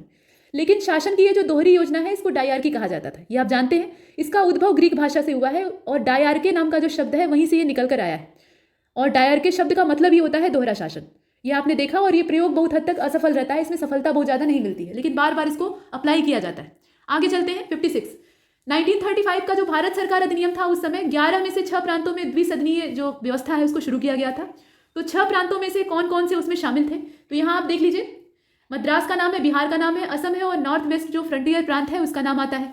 तो ये प्रोविंसेस यहाँ पर दिए हुए हैं। आप बताइए कि 1935 का जो गवर्नमेंट ऑफ इंडिया एक्ट था उसमें आने वाले जो 6 प्रांत थे उसमें कौन से हैं, इसमें देख लीजिए। प्रश्न आप पूरा देख रहे हैं और इसका जो करेक्ट आंसर है वो हो जाएगा पहला, दूसरा और तीसरा, मद्रास, बिहार और आसाम। लेकिन नॉर्थ वेस्ट फ्रंटियर जो प्रोविंस है वो इसमें शामिल नहीं था। 1935 का जो गवर्नमेंट ऑफ इंडिया एक्ट था उसमें द्विसदनीयता की जो शुरुआत होती है वो 6 प्रांतों में होती है। और इस प्रकार से बॉम्बे, इसके अलावा बंगाल, मद्रास, बिहार, असम और संयुक्त प्रांत, यहाँ पे जो विधानसभाएं हैं उनमें एक विधान परिषद यानी जो उच्च सदन है और विधानसभा को निचला सदन, इस प्रकार से इसे मिलाकर द्विसदनीय बना दिया गया। द्विसदन का मतलब क्या है कि 2 सदन होंगे, जैसे लोकसभा और राज्यसभा देश स्तर पर है वैसे ही राज्य स्तर पर। और यहाँ पर कई प्रकार की पाबंदियां भी लगी हुई थी, ऐसे नहीं था कि एकदम मनमाना था। तो इसमें जो करेक्ट आंसर है वो डी वाला हो जाएगा, पहला, दूसरा, तीसरा। लेकिन जो नॉर्थ वेस्ट फ्रंटियर प्रोविंस है वो वाला इसमें शामिल नहीं है। 57 को देखिए, किस मापदंड के तहत डॉक्टर सच्चिदानंद सिन्हा इनको संविधान सभा के अस्थायी अध्यक्ष के रूप में चुना गया? तो ब्रिटिश प्रथा के अंतर्गत संविधान सभा द्वारा ये सर्वसम्मति से चुने गए, ये कहा गया है। जर्मन प्रथा के अंतर्गत विधानसभा के सबसे पुराने सदस्य होने के कारण, फ्रेंच प्रथा के अंतर्गत विधानसभा के सबसे पुराने सदस्य होने के कारण, विधानसभा के सबसे पुराने सदस्य होने के कारण, मतलब इसमें रीजन क्या है इनके चुने जाने का, इसमें से आपको चूज करना है। तो इसका जो करेक्ट आंसर है वो सी वाला हो जाएगा। फ्रेंच प्रथा के अंतर्गत विधानसभा के सबसे पुराने सदस्य होने के कारण इनका चयन किया गया। तो जो संविधान सभा है 9 दिसंबर 1946 की, उसमें पहली बैठक होती है और उसके बाद मुस्लिम लीग ने बैठक का बहिष्कार कर दिया था, ये आप जानते ही हैं। उन्हें अलग से पाकिस्तान चाहिए था और बैठक में केवल 211 सदस्य ही फाइनली भाग लेते। इसके बाद आगे बढ़ते हैं, अगले प्रश्न को देखते हैं। भारत के संविधान के 21वें संशोधन के लागू होने के समय भारत के उपराष्ट्रपति और प्रधानमंत्री कौन थे? तो उसकी डेट आपको पता होनी चाहिए, तभी आप उसे मैच करा पाएंगे। इसमें नीचे दिया है वीवी गिरी और इंदिरा गांधी, इसके बाद जाकिर हुसैन और लाल बहादुर शास्त्री, वीवी गिरी और लाल बहादुर शास्त्री और जाकिर हुसैन और इंदिरा गांधी। इसमें से आपको चूज करना है कौन सा होगा। तो इसका जो करेक्ट आंसर है वो डी हो जाएगा। ये जाकिर हुसैन और इंदिरा गांधी थे। मतलब यहाँ पे अगर देखा जाए तो भारत के जो उपराष्ट्रपति थे वो जाकिर हुसैन जी थे और उस समय भारत की जो प्रधानमंत्री थी वो श्रीमती इंदिरा गांधी थी। और यह अधिनियम 10 अप्रैल 1967 यानी 1967 में लागू किया गया था। आगे चलते हैं, अगले प्रश्न को देखते हैं। प्रश्न संख्या 59, निम्नलिखित में से कौन सा कथन मोबाइल ऐप मनी से के संदर्भ में गलत है? मतलब यहाँ जो स्टेटमेंट दिए हैं उसमें से कोई एक जो है वो गलत है या एक से ज़्यादा भी गलत हो सकता है। तो आप देख लीजिए, मनी का अर्थ होता है मोबाइल ऐप नोट आइडेंटिफायर, ये इसका मतलब होता है और इसे स्टेट बैंक ऑफ इंडिया के द्वारा लॉन्च किया गया है। यह ऐप या एप्लीकेशन जो है ये मोबाइल फ़ोन के कैमरे का इस्तेमाल करके जो मुद्रा नोट होते हैं उनको स्कैन कर सकता है और नोट असली है या नकली इसका वो सर्टिफिकेट दे सकता है, यानी उसे प्रूव कर सकता है। और यह हिंदी अंग्रेजी ऑडियो आउटपुट जो है उसको भी देता है, मतलब बोल कर बता देता है दोनों भाषाओं में। तो ऐसे दिया हुआ है। मनी के बारे में इसमें से गलत कौन सा है देकर बताइए। इसमें अगर देखा जाए तो इसका जो करेक्ट आंसर है वो डी हो जाएगा। पहला, दूसरा, तीसरा गलत है, सिर्फ जो चौथा वाला है वही सही। ये तीनों गलत है। भारतीय रिजर्व बैंक के द्वारा दृष्टिबाधित लोग जो हैं उनको मुद्रा नोटों के मूल्य वर्ग की पहचान करने के लिए इसको लॉन्च किया गया है और इसका नाम है मोबाइल एडेड नोट आइडेंटिफायर। ये इसका नाम है। मोबाइल ऐप नोट आइडेंटिफायर नहीं नाम है, बल्कि यहाँ पे ऐप की जगह पे एडेड वर्ड होगा। और मोबाइल एप्लीकेशन जो है ये कैमरे के उपयोग करके जो मुद्रा नोट है उनको स्कैन करता है। हालांकि ऐप जो है वो किसी नोट को वास्तविक या जो नकली है उसके रूप में प्रमाणित नहीं करता है, वो सिर्फ उसका मूल्य बताएगा, प्रमाणन नहीं करेगा। ठीक है, तो इसका जो चौथा वाला है वही सही है सिर्फ, और बाकी जो है वो गलत है। तो हमें गलत ही खोजना था, डी वाला हो जाएगा। आगे चलते हैं। भारतीय प्रतिभूति और विनिमय बोर्ड यानी सेबी की स्थापना भारतीय प्रतिभूति और विनिमय बोर्ड अधिनियम 1992 के प्रावधानों के हिसाब से की गई थी, ऐसा दिया हुआ है। तो सेबी के बारे में इसमें से गलत कौन सा कथन है वो आपको चूज करना है। स्टेटमेंट दिए हुए हैं कि सेबी की स्थापना 11 अप्रैल 1992 यानी 1992 में हुई थी। सेबी का मुख्यालय मुंबई महाराष्ट्र में है। श्री अजय त्यागी ने 1 मार्च 2018 को सेबी के अध्यक्ष के रूप में कार्यभार संभाल लिया है, ऐसे दिया हुआ है। आप बताइए कि ये जो securities and exchange board of India है इसके बारे में इसमें से गलत कौन सा है, इसे आपने देखा। और इसका जो करेक्ट आंसर है वो डी हो जाएगा। पहला और तीसरा इसमें गलत है, जो गलत है उसी की तलाश करनी है। तो पहला और तीसरा स्टेटमेंट गलत है, सिर्फ दूसरा वाला इसमें सही है। ठीक है, अब गलत कैसे है? तो प्रतिभूति बाजार को विनियमित करने के लिए या उसका नियमन करने के लिए भारतीय प्रतिभूति और विनिमय बोर्ड की स्थापना होती है और 1988 में यह एक गैर सांविधिक निकाय के रूप में स्टैब्लिश किया जाता है। इसकी डेट कौन सी है? 1988 है, यहाँ 1992 दिया है, तो ये आपने देखा। और उसके साथ साथ आप देखिए तो इसमें जितनी भी चीज़ें हैं इसमें भारतीय संसद के द्वारा सेबी अधिनियम जो है वो 1992 में पारित होता है और वैधानिक शक्तियां इसको प्राप्त होती हैं। और 12 अप्रैल 1992 को एक स्वायत्त निकाय बनता है। इसके स्वायत्त शासी यानी ऑटोनोमस बॉडी बनने की जो तारीख है वो है 12 अप्रैल 1992। और अजय त्यागी जो है वो 1 मार्च 2017 को इसके अध्यक्ष के रूप में पदभार ग्रहण करते हैं। तो सारी तारीखें और जानकारियां यहाँ गलत हैं, सिर्फ जो दूसरा वाला है वो सही है जिसमें हेडक्वार्टर बताया गया है। इसके बाद 61 को देखिए, यहाँ पर कहा गया है एलोकल। एलोकल का मतलब क्या है? ये है क्या चीज़? ये मोबाइल एप्लीकेशन है, एलोवेरा से बनी हुई क्रीम है जिसे कि मुंह पर लगाया जाता है, हस्तकला है या मेलवेयर है यानी एक वायरस है। आप बताइए इसमें से कौन सा होगा? ये प्रश्न आप देख रहे हैं और इसका जो करेक्ट आंसर है वो बी हो जाएगा। ये एलोवेरा से बनी हुई एक क्रीम है। ठीक है, अब इसका यहाँ पे क्या पर्पज़ हो सकता है? तो देखिए जो फॉस्फराइड है वो हमारे जितने भी सशस्त्र बल हैं उनको उच्च ठंड और खतरनाक मौसम की स्थिति में काम करने के लिए बनाया जाता है। और इसमें अगर देखा जाए तो मुख्य स्वास्थ्य खतरा यही है कि ठंडी वहाँ बहुत ज़्यादा होती है, मौसम कतई अनुकूल नहीं होता है। तो DRDO ने एक क्रीम डेवलप की है जिसका नाम है एलोकेल। और एलोकेल एलोवेरा क्रीम जो है इसका उपयोग करके ग्लेशियर के क्षेत्र में, जो ग्लेशियर वाले बहुत बर्फीले क्षेत्र होते हैं, वहाँ पे जो सैनिक है वो शीत दंत के कारण रुग्णता को कम करने के लिए प्रभावी इसे पा सकते हैं। कहने का मतलब यह है कि ये जो पूरी प्रणाली है ये उनकी जो हाथ पैर फ्रीज होने की प्रक्रिया है या उनके जो शारीरिक अंग होते हैं वो बर्फ में जमकर खराब हो जाते हैं, गलने लगते हैं या बेकार हो जाते हैं, तो उसको रोकने के लिए बनाया गया है। फिलहाल ये एलोवेरा से बनी हुई क्रीम है जो कि प्रोटेक्शन के लिए, सशस्त्र बलों के प्रोटेक्शन के लिए बनाई गई। DRDO इसका डेवलपर है। इसके बाद 62 को देखते हैं। DRDO क्रीम भी बनाने लगा, अच्छी बात है। इसका उपयोग एक महत्वपूर्ण, माफ कीजिएगा, इसका उपयोग एक मजबूत रासायनिक हथियार के रूप में किया जाता है और यह एक साइटोटॉक्सिस और इसके अलावा वेसिकेंट रासायनिक युद्ध एजेंटों के सल्फर आधारित परिवार का एक प्रोटोटाइप पदार्थ है। इसका जो संबंध है वो किससे है? सल्फर के परिवार से है और ये एक प्रोटोटाइप पदार्थ है और यह त्वचा और फेफड़ों के अंदर जो बड़े बड़े फफोले हैं उनको बना लेता है। यह कथन किससे संबंधित है? ये एक यौगिक के बारे में यहाँ बात की जा रही है। तो ये कौन सी चीज़ है? ये फॉस्जीन है, क्लोरीन गैस है या मस्टर्ड गैस है या इसमें से कोई नहीं है? कौन सा होगा? और इसका जो करेक्ट आंसर है वो सी हो जाएगा। ये मस्टर्ड गैस है जो कि त्वचा और फेफड़ों में फफोले डाल देती है, बहुत ही घातक होती है और यह रसायन त्वचा, आंखों, फेफड़ों और DNA तक को प्रभावित करता है। ये बड़ी बात है और कोशिकाओं में सबसे अधिक प्रभाव इसका देखने के लिए मिलता है और 1 से 6 घंटे बाद ही इसके बड़े बड़े लक्षण उभर जाते हैं। रासायनिक हथियार के तौर पर इसे युद्ध में इस्तेमाल किया जाता है, ये आप जानते हैं। तो सी वाला इसका सही है। 63 को देखिए। रेडियो कार्बन डेंटिंग का उपयोग फॉसिल्स की आयु निर्धारित करने के लिए किया जाता है। रेडियोधर्मी डेंटिंग का उपयोग चट्टानों की आयु को मापने के लिए किया जाता है। यूरेनियम डेंटिंग जो है इसका इस्तेमाल पृथ्वी की आयु को मापने के लिए किया जाता है। तो ये जो डेटिंग की विधियां हैं अलग अलग हैं, इनका उपयोग कहाँ पर किया जाता है ये आपको पता होना चाहिए। इसमें से सही कौन सा है ये बताना है। 3 स्टेटमेंट आपने देखे, जो करेक्ट है वही चूज करना है। देख लीजिए, कार्बन डेटिंग है, रेडियो एक्टिव डेटिंग है और यूरेनियम डेटिंग, इसे आपने देखा। और इसका जो करेक्ट आंसर है वो डी हो जाएगा। इसमें तीनों ही सही है, पहला, दूसरा और तीसरा तीनों सत्य हैं, कोई दिक्कत नहीं है। लकड़ी और हड्डियों की जो उम्र होती है उसको डिसाइड करने के लिए, मतलब वह समय जो कि पौधे की मृत्यु के बाद व्यतीत हुआ है, मरने के बाद कितना टाइम बीत गया, उसको पता लगाने के लिए रेडियो कार्बन डेटिंग की जाती है। जबकि जो रेडियो एक्टिव डेटिंग है उसमें एक ऐसी टेक्नोलॉजी का इस्तेमाल किया जाता है जो कि चट्टानों पर या कार्बन को डेट करने के लिए इस्तेमाल होती है। और यूरेनियम वाली जो डेटिंग है उसमें पृथ्वी की आयु ज्ञात करने का पता लगाते हैं। इसके अलावा क्षय करने वाली जो चट्टानें हैं हड्डियों के निर्धारण के लिए या जितनी भी पुरानी परिष्कृत विधियां हैं उनमें से ये एक गिनी जाती। तो फिलहाल इसका करेक्ट आंसर डी हो जाएगा। 64 को देखिए, एक विशिष्ट दिन और समय पर जैसलमेर में तापमान 50 डिग्री सेल्सियस और देहरादून में 25 डिग्री सेल्सियस था, ये दिया हुआ है। और पानी से भरे हुए एक ही तरह के धातु से बने हुए 2 कप जैसलमेर में 90 डिग्री सेल्सियस और देहरादून में 65 डिग्री सेल्सियस पर है। इन दोनों कपों में से जो पहला यहाँ पूछा गया है कि इन दोनों कपों में से कौन सा पहले कमरे के तापमान पर पहुंचेगा। कमरे का टेम्परेचर यानी रूम टेम्परेचर कितना होता है वो आपको पता होना चाहिए। तो उस पर पहुंचने में यहाँ पे सबसे पहले कौन रहेगा ये आपको बताना है। दोनों का जो टेम्परेचर है वो दिया हुआ है, स्थान का तापमान दिया है प्लस जो पानी से भरे हुए कप है उनका टेम्परेचर दिया है। आपको ये बताना है कि रूम टेम्परेचर पे पहले कौन पहुंचेगा। और इसका जो करेक्ट आंसर है वो हो जाएगा सी वाला। सी का मतलब ये है कि इसमें दोनों कप एक ही समय में कमरे के तापमान पर आ जाएंगे। अब ऐसा चमत्कार कैसे हो सकता है? तो आप जानते हैं कि किसी भी वस्तु की जो ऊष्मा हानि की दर है उसको शीतलन दर कहा जाता है। और ऊष्मा हानि की दर जिसको कि डेल्टा क्यू से डिनोट किया जाता है, डेल्टा कैपिटल क्यू, वो डायरेक्टली प्रोपोर्शनल होती है टेम्परेचर में चेंज के, यानी डेल्टा टी के। यहाँ डेल्टा जो है वो परिवर्तन को दर्शा रहा है। ठीक है, तो यहाँ आप आराम से इसमें फार्मूला अप्लाई करके निकाल सकते हैं। 90 डिग्री में से 50 डिग्री माइनस कर दीजिए तो 40 डिग्री आएगा, और 65 में से 25 माइनस कर दीजिए तब भी 40 आएगा। तो दोनों का टेम्परेचर सेम है, तो आप आराम से कह सकते हैं कि दोनों एक ही समय में या एक ही साथ रूम टेम्परेचर पर पहुंच जाएंगे। इसका जो करेक्ट आंसर है वो सी हो जाएगा। आगे बढ़ते हैं, अगले प्रश्न को देखते हैं। 65, किस वर्ष में अल्बर्ट आइंस्टीन ने सापेक्षता का सिद्धांत प्रकाशित किया था, यानी थियोरी ऑफ रिलेटिविटी के पब्लिश होने की तारीख कौन सी है? यहाँ नीचे दिया है 1901, 1903, 1905 या नॉन ऑफ द एबव। तो आप भी जानते हैं इसका करेक्ट आंसर कौन सा होगा, सी वाला होगा, यानी 1905, 1905 बहुत पहले ही दे दिया था, लेकिन उसके बावजूद इसे समझने वाले लोग विरले ही थे। बहुत बाद में लोग इसे कायदे से समझ पाते हैं। तो भौतिकी के नियम जितने भी गैर त्वरक पर्यवेक्षक हैं उनके तौर पे समान होते हैं, ये बताया गया। और यह भी बताया गया कि निर्वात में प्रकाश की गति सभी जितने भी ऑब्जेक्ट होते हैं या यहाँ पे ऑब्जर्वर होते हैं, ये कहना सही रहेगा, उनकी गति से स्वतंत्र होती है। तो ये सापेक्षता का सिद्धांत था जिसे कि आइंस्टीन ने दिया था। उसके बाद आगे चलते हैं। और हाँ, नोबेल प्राइज जो आइंस्टीन को मिला था वो सापेक्षता के सिद्धांत यानी थ्योरी ऑफ रिलेटिविटी के लिए नहीं मिला था, बल्कि वो फोटो इलेक्ट्रिक इफेक्ट के लिए मिला था आइंस्टीन को, ये ध्यान दीजिएगा। और ऐसा क्यों हुआ था? क्योंकि दोनों में से ज़्यादा इसमें जो फेमस चीज़ है वो थ्योरी ऑफ रिलेटिविटी है, लेकिन उसको लोग समझ ही नहीं पा रहे थे। जब अंडरस्टैंडेबल ही नहीं था वो, तो उस पर प्राइज कैसे मिल सकता है? बाद में लोग समझते हैं।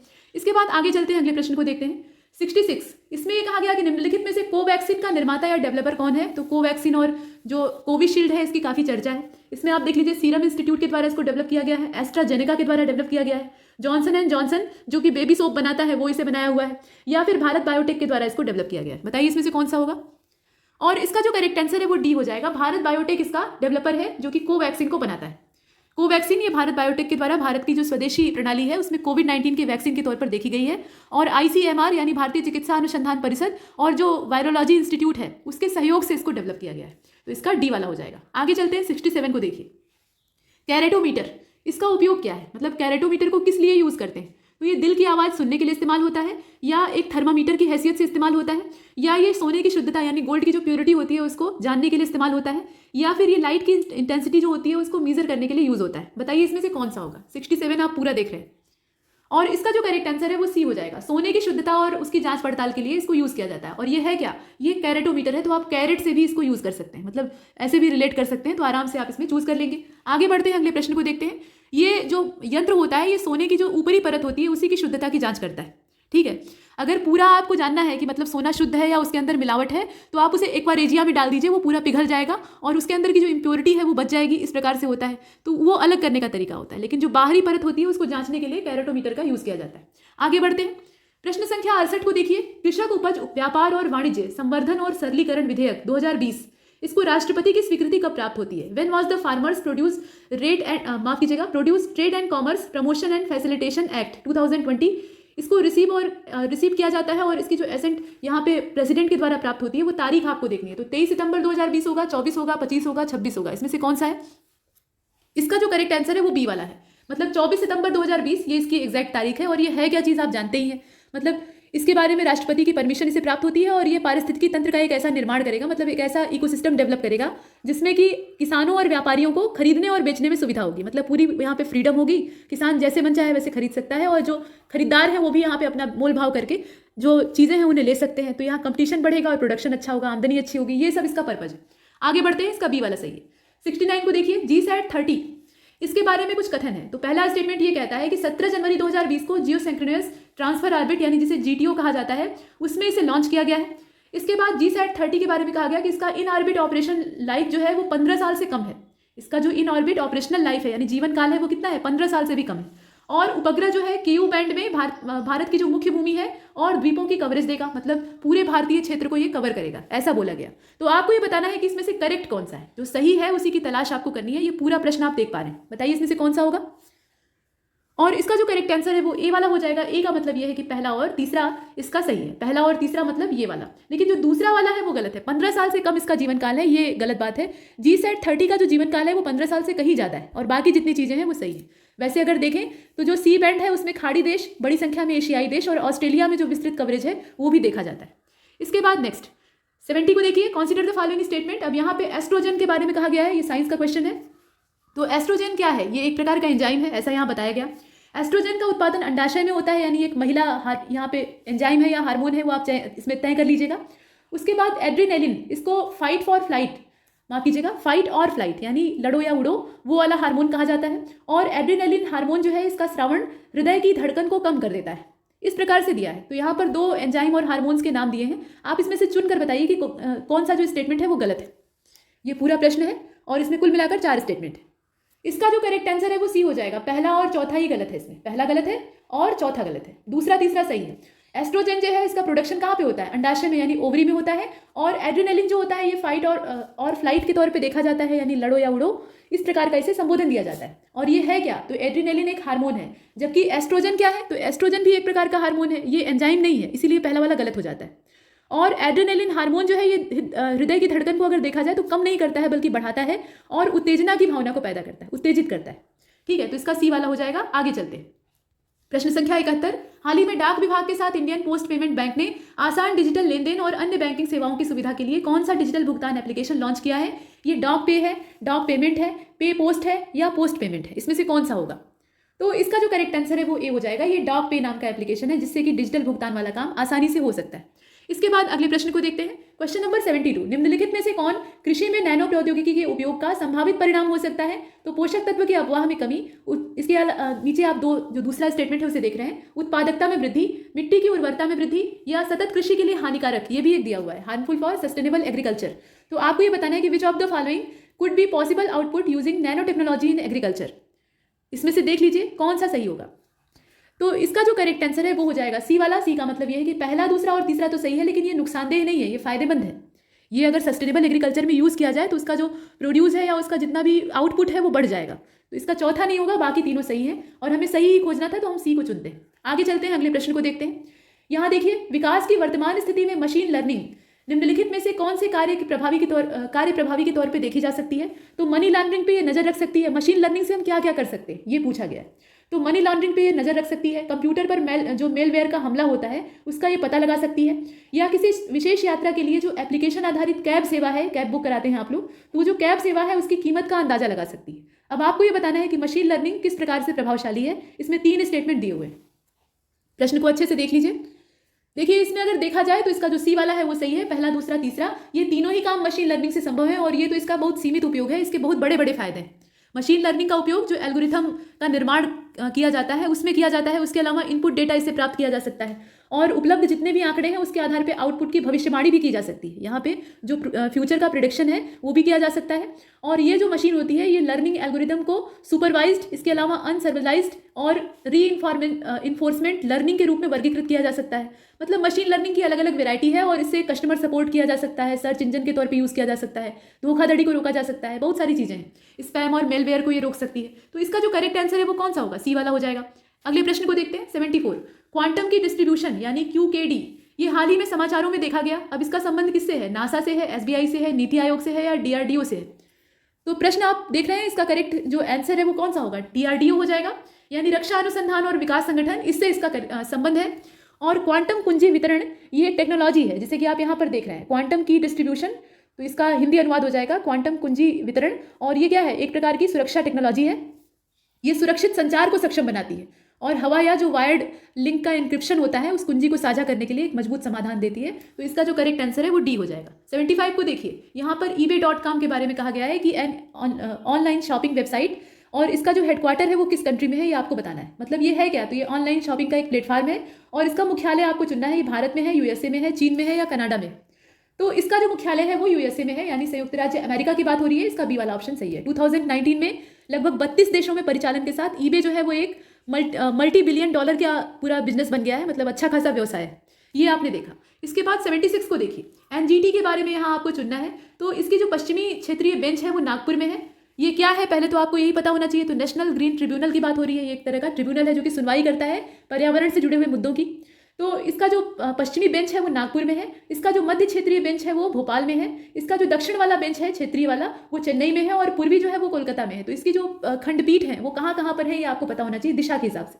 बताइए इसमें से कौन सा सही है एनजीटी के बारे में। और इसका जो करेक्ट आंसर है वो हो जाएगा दूसरा, तीसरा और चौथा, मतलब ये तीनों तो सही हैं। जो दूसरा, तीसरा, चौथा है वो सही है, लेकिन पहला वाला गलत है। इसमें अगर देखा जाए तो राष्ट्रीय हरित न्यायाधिकरण अधिनियम 2010 जो था वो भारत संसद का या भारत की जो संसद है उसका एक अधिनियम है और पर्यावरणीय मुद्दों से निपटने के लिए जितने भी मामले सामने आते हैं उनके शीघ्र निपटान के लिए इसको बनाया गया है। इसमें न्याय करने की पूरी कैपेसिटी है और यह पश्चिमी क्षेत्र का जो इसका मुख्यालय देखा जाए या बेंच देखी जाए वो पुणे में है। यहाँ पर कहा गया है नागपुर, तो लोकेशन गलत दी, पहला वाला गलत हो जाता है, बाकी सब सही है। आगे बढ़ते हैं, 77 को देखिए, मध्य प्रदेश की कमरिया जनजाति ये किससे संबंधित है। ये जनरल कोटा में आती है, ओबीसी में आती है। ये जनजाति नहीं है, जाति यहाँ लिखा हुआ है तो आपको गेस करना पड़ेगा। कमरिया जाति ये जनरल है, ओबीसी है, एससी है, एसटी है या ईडब्ल्यूएस है, क्या चीज़ है ये बताइए इसमें से। तो इसका जो करेक्ट आंसर है वो बी वाला हो जाएगा। ये ओबीसी में आते हैं, जो कमरिया हैं ये ओबीसी में आते हैं, अन्य पिछड़ा वर्ग यानी अदर बैकवर्ड क्लासेस, ये इसका करेक्ट आंसर होगा। ये अहीरों की उपजाति है, जो आहिर जाति होती है उसमें ये उपजाति के तौर पर देखे जाते हैं और इनका जो फैलाव है वो मध्य प्रदेश के अलावा उत्तर प्रदेश में भी है। अगले प्रश्न को देखते हैं, इनोवेशन इंडेक्स रिपोर्ट 2020, इसके संबंध में कुछ कथन है उस पर आपको विचार करना है। तो यह विज्ञान और प्रौद्योगिकी विभाग के द्वारा विकसित किया गया है। इनोवेशन इंडेक्स को 3 श्रेणियों में बांटा गया है, मुख्य राज्य, इसके अलावा केंद्र शासित प्रदेश, पहाड़ी और उत्तर पूर्व के राज्य, ऐसे राज्यवार इसका डिस्ट्रीब्यूशन किया गया है। प्रमुख राज्यों की श्रेणी में कर्नाटक दूसरे वर्ष 41.5 के स्कोर के साथ शीर्ष पर रहता है, ऐसे दिया हुआ है। तो आपको ये बताना है कि 78 का ये जो 78 नंबर के क्वेश्चन का ये इनोवेशन इंडेक्स रिपोर्ट जो इसमें डाटा दिया हुआ है इसमें से सही कौन सा है। जो सही कथन है उसी का आपको चुनाव करना है, नीचे विकल्प दिए हुए हैं। और इसका जो करेक्ट आंसर है वो बी हो जाएगा। केवल दूसरा वाला इसमें सही है जिसमें कहा गया कि the innovation index is divided into 3 categories, major state, UTs and hill and north east states, ये वाला सही है और बाकी दोनों गलत है। इंडिया इनोवेशन इंडेक्स रिपोर्ट जो है ये 2020 को नीति आयोग के द्वारा जारी की जाती है। इसको विज्ञान प्रौद्योगिकी डिपार्टमेंट नहीं बल्कि नीति आयोग जो कि थिंक टैंक है भारत का, भारत सरकार का, वो लॉन्च करता है। और सूचकांक जो ये इंडेक्स है इसमें भारतीय राज्यों को और जितने भी केंद्र शासित प्रदेश हैं उनको बांटा जाता है। तो दूसरा वाला सही था और कर्नाटक यहाँ पे दूसरे वर्ष लगातार लीड कर रहा है 42.5 के स्कोर के साथ और यहाँ पर दिया हुआ है 41.5। तो इसका जो स्कोर है वो गलत है, स्कोर भी आपको दिमाग में रखना होगा, ये 42.5। आगे बढ़ते हैं, इसका जो करेक्ट आंसर है वो बी वाला होगा। प्रश्न संख्या 79, यहाँ पर संविधान के किस अनुच्छेद में लोक सेवा आयोगों के व्यय का प्रावधान किया गया है ये आपको बताना है। तो यहाँ दिया हुआ है पार्ट और अनुच्छेद मतलब आर्टिकल। तो भाग 13 अनुच्छेद 320, भाग 14 अनुच्छेद 321, भाग 14 अनुच्छेद 322, भाग 14A अनुच्छेद 323, इसमें से कौन सा होगा। और इसका जो करेक्ट आंसर है वो सी हो जाएगा। सी का मतलब यह है कि भाग 14 और अनुच्छेद 322 ये इसका करेक्ट आंसर होगा। संघ या राज्य लोक सेवा आयोगों का जो व्यय है उसमें आयोग के सदस्यों के अलावा या जितने भी कर्मचारी हैं उनके संबंध में देय या वेतन भत्ते, पेंशन आदि शामिल होते हैं और भारत के समेकित निधि से इसका भुगतान किया जाएगा, ऐसा बोला गया। इसे हमने देखा, मतलब जो कॉन्सोलिडेटेड फंड ऑफ इंडिया है उससे इसका भुगतान किया जाएगा। आगे बढ़े, क्वेश्चन नंबर 80 को देखिए। यहाँ आप देख रहे हैं मध्य प्रदेश का वर्तमान राज्य निर्वाचन आयुक्त कौन है ये आपको बताना है। इसमें दिया हुआ है सुनीता त्रिपाठी, आर परशुराम, बसंत प्रताप सिंह या दुर्ग विजय सिंह, इसमें से कौन सा होगा। तो इसे अगर आप देखें तो इसका करेक्ट आंसर बसंत प्रताप सिंह हो जाएगा, सी वाला इसमें करेक्ट आंसर है। सुनीता त्रिपाठी का जो समय है वो 27 नवंबर 2015 से लेकर 2019 तक था, मतलब 31 दिसंबर तक ये राज्य निर्वाचन आयोग की सचिव थी। उसके अलावा आर परशुराम ये मध्य प्रदेश के राज्य चुनाव आयुक्त थे और इनका जो कार्यकाल है वो 2013 से 18 तक था। बसंत प्रताप सिंह जिसे कि आपने यहाँ चूज किया है ये वर्तमान में चुनाव आयुक्त हैं, 2019 से ये अपने पद पर हैं, मतलब 1 जनवरी 2019 से ये अपने पद पर विराजमान है। जबकि दुर्ग विजय सिंह ये वर्तमान सचिव हैं मध्य प्रदेश के राज्य निर्वाचन आयोग के और ये अगर इनका कार्यकाल देखा जाए तो 24 फरवरी 2020 से ये अपने पद पर विराजमान है। फिलहाल इसमें जो प्रश्न पूछा गया था तो इसका करेक्ट आंसर सी हो जाएगा। आगे चलते हैं, तो क्वेश्चन नंबर 81 को देखिए। जामिया मिलिया इस्लामिया यानी JMI विश्वविद्यालय ने अपनी स्थापना के कितने साल अभी हाल ही में कंप्लीट किए। इसमें दिया है 98, 99, 100 या 101।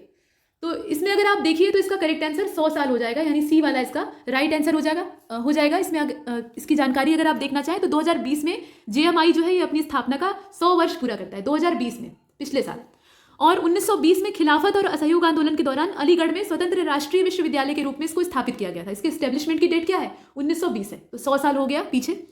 और अगर इसकी लोकेशन देखी जाए तो अलीगढ़ से इसको बाद में दिल्ली स्थानांतरित कर दिया जाता है, तो यहाँ शिफ्ट किया जाता है। इसे आपने देखा, इसका करेक्ट आंसर सी हो जाएगा।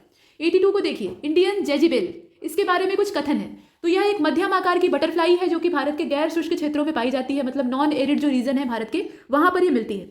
इसे बगीचों और अन्य जो हल्के लकड़ी वाले क्षेत्र हैं वहां पर देखा जा सकता है। इसके पंखों का रंग बहुत आकर्षक होता है, तो हर तितली का होता है। और अपने शिकारियों को रोकने के लिए ये जानी जाती है, क्योंकि इसका रंग ऐसा होता है कि अपने आप को छिपा लेती है, मतलब जो वनस्पतियां होती हैं उसमें छिपा लेती है। तो बताइए, इंडियन जेजिबेल जो कि एक बटरफ्लाई है, इसके बारे में इसमें से स्टेटमेंट कौन सा सही है?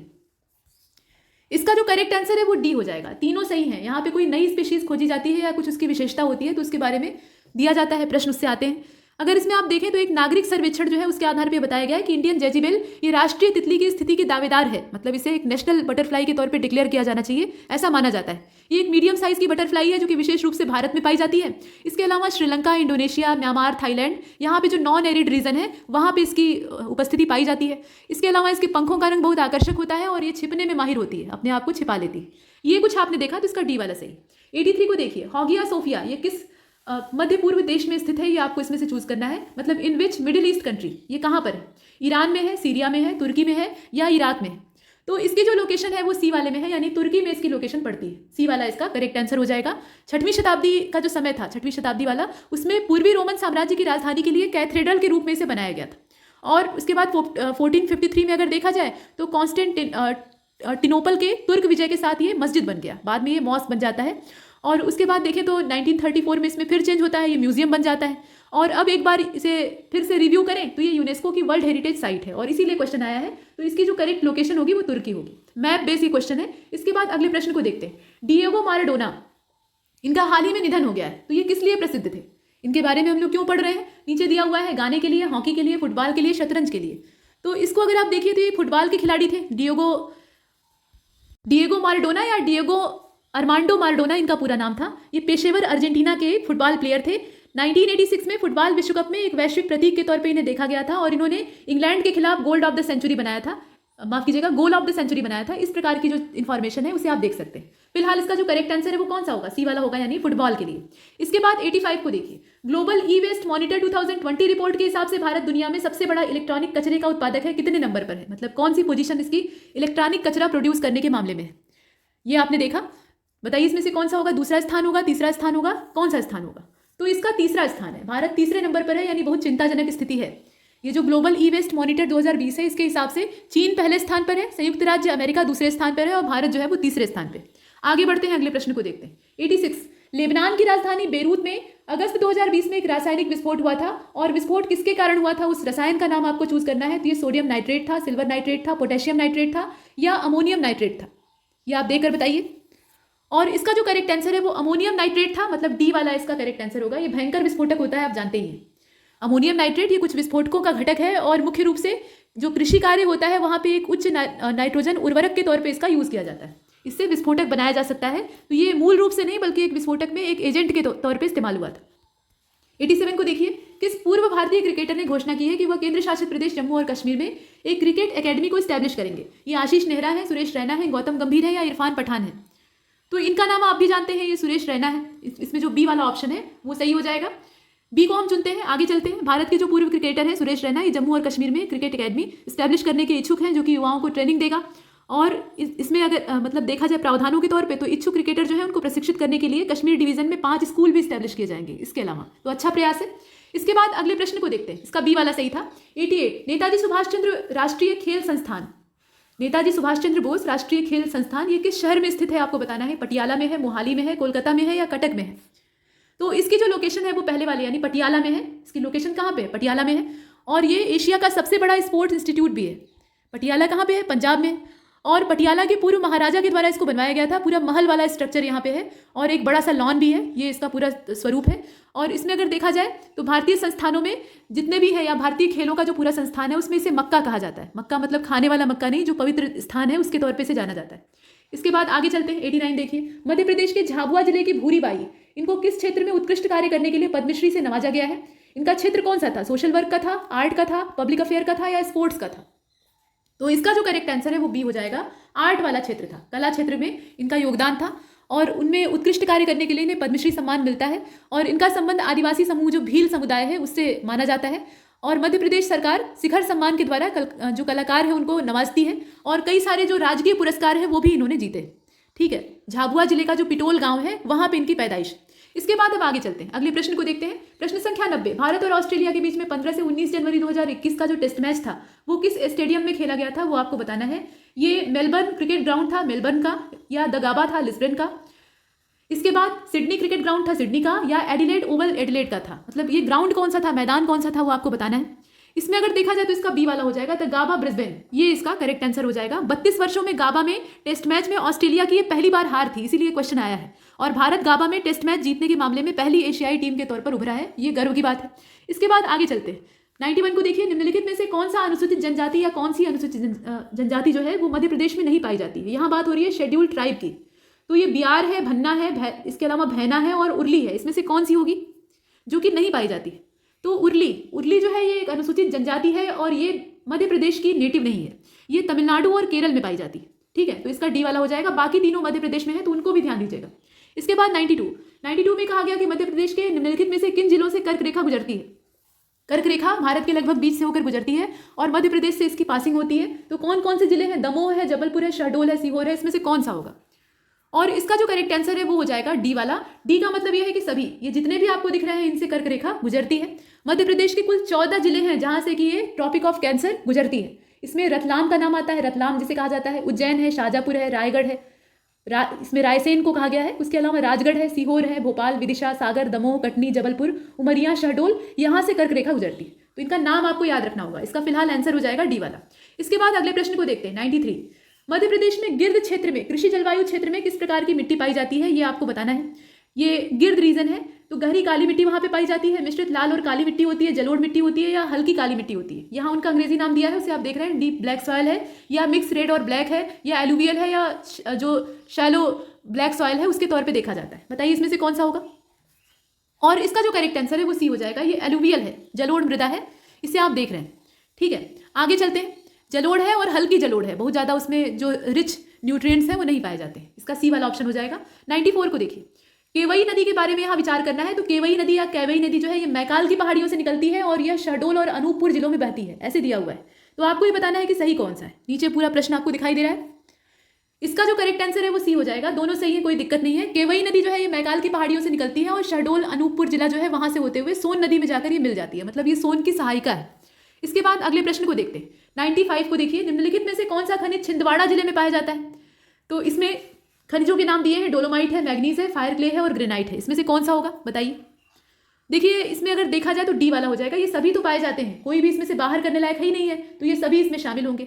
और छिंदवाड़ा जिला जो है यहाँ से चाइना क्ले मिलता है, इसके अलावा डोलोमाइट पाया ही जाता है, फायर क्ले है, लाइमस्टोन है, मैग्नीज, ग्रेनाइट, ये सब मिलता है। और मध्य प्रदेश राज्य ये खनिज संपदा के मामले में काफ़ी रिच है, ये आप जानते ही हैं। और देश में हीरे का एकमात्र उत्पादक है, हीरा यहाँ से निकलता है। और कोयला, चूना पत्थर, मैग्नीजाइस्क, बॉक्साइट, कांपरएस्क, डोलोमाइट, फायर क्ले, इसके अलावा स्लेट है, पायरोफिलाइट है, डायस्पोर है, ये सब यहाँ के मुख्य मिनरल के तौर पर देखे जाते हैं। आगे बढ़ते हैं, अगले प्रश्न को देखते हैं। 96, ओंकारेश्वर पनबिजली परियोजना, ये इसके बारे में कुछ स्टेटमेंट हैं, दो ही है।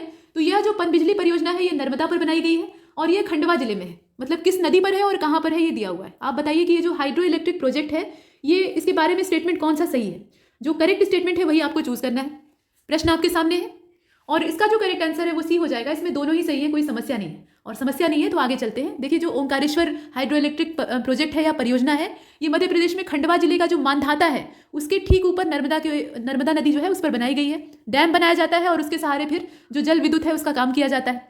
और ओंकारेश्वर मंदिर के नाम पे इसका नाम रखा गया है और 2003 से 2007 के बीच में यहाँ पे डैम का जो निर्माण कार्य है वो पूरा होता है। ये कुछ चीज़ें।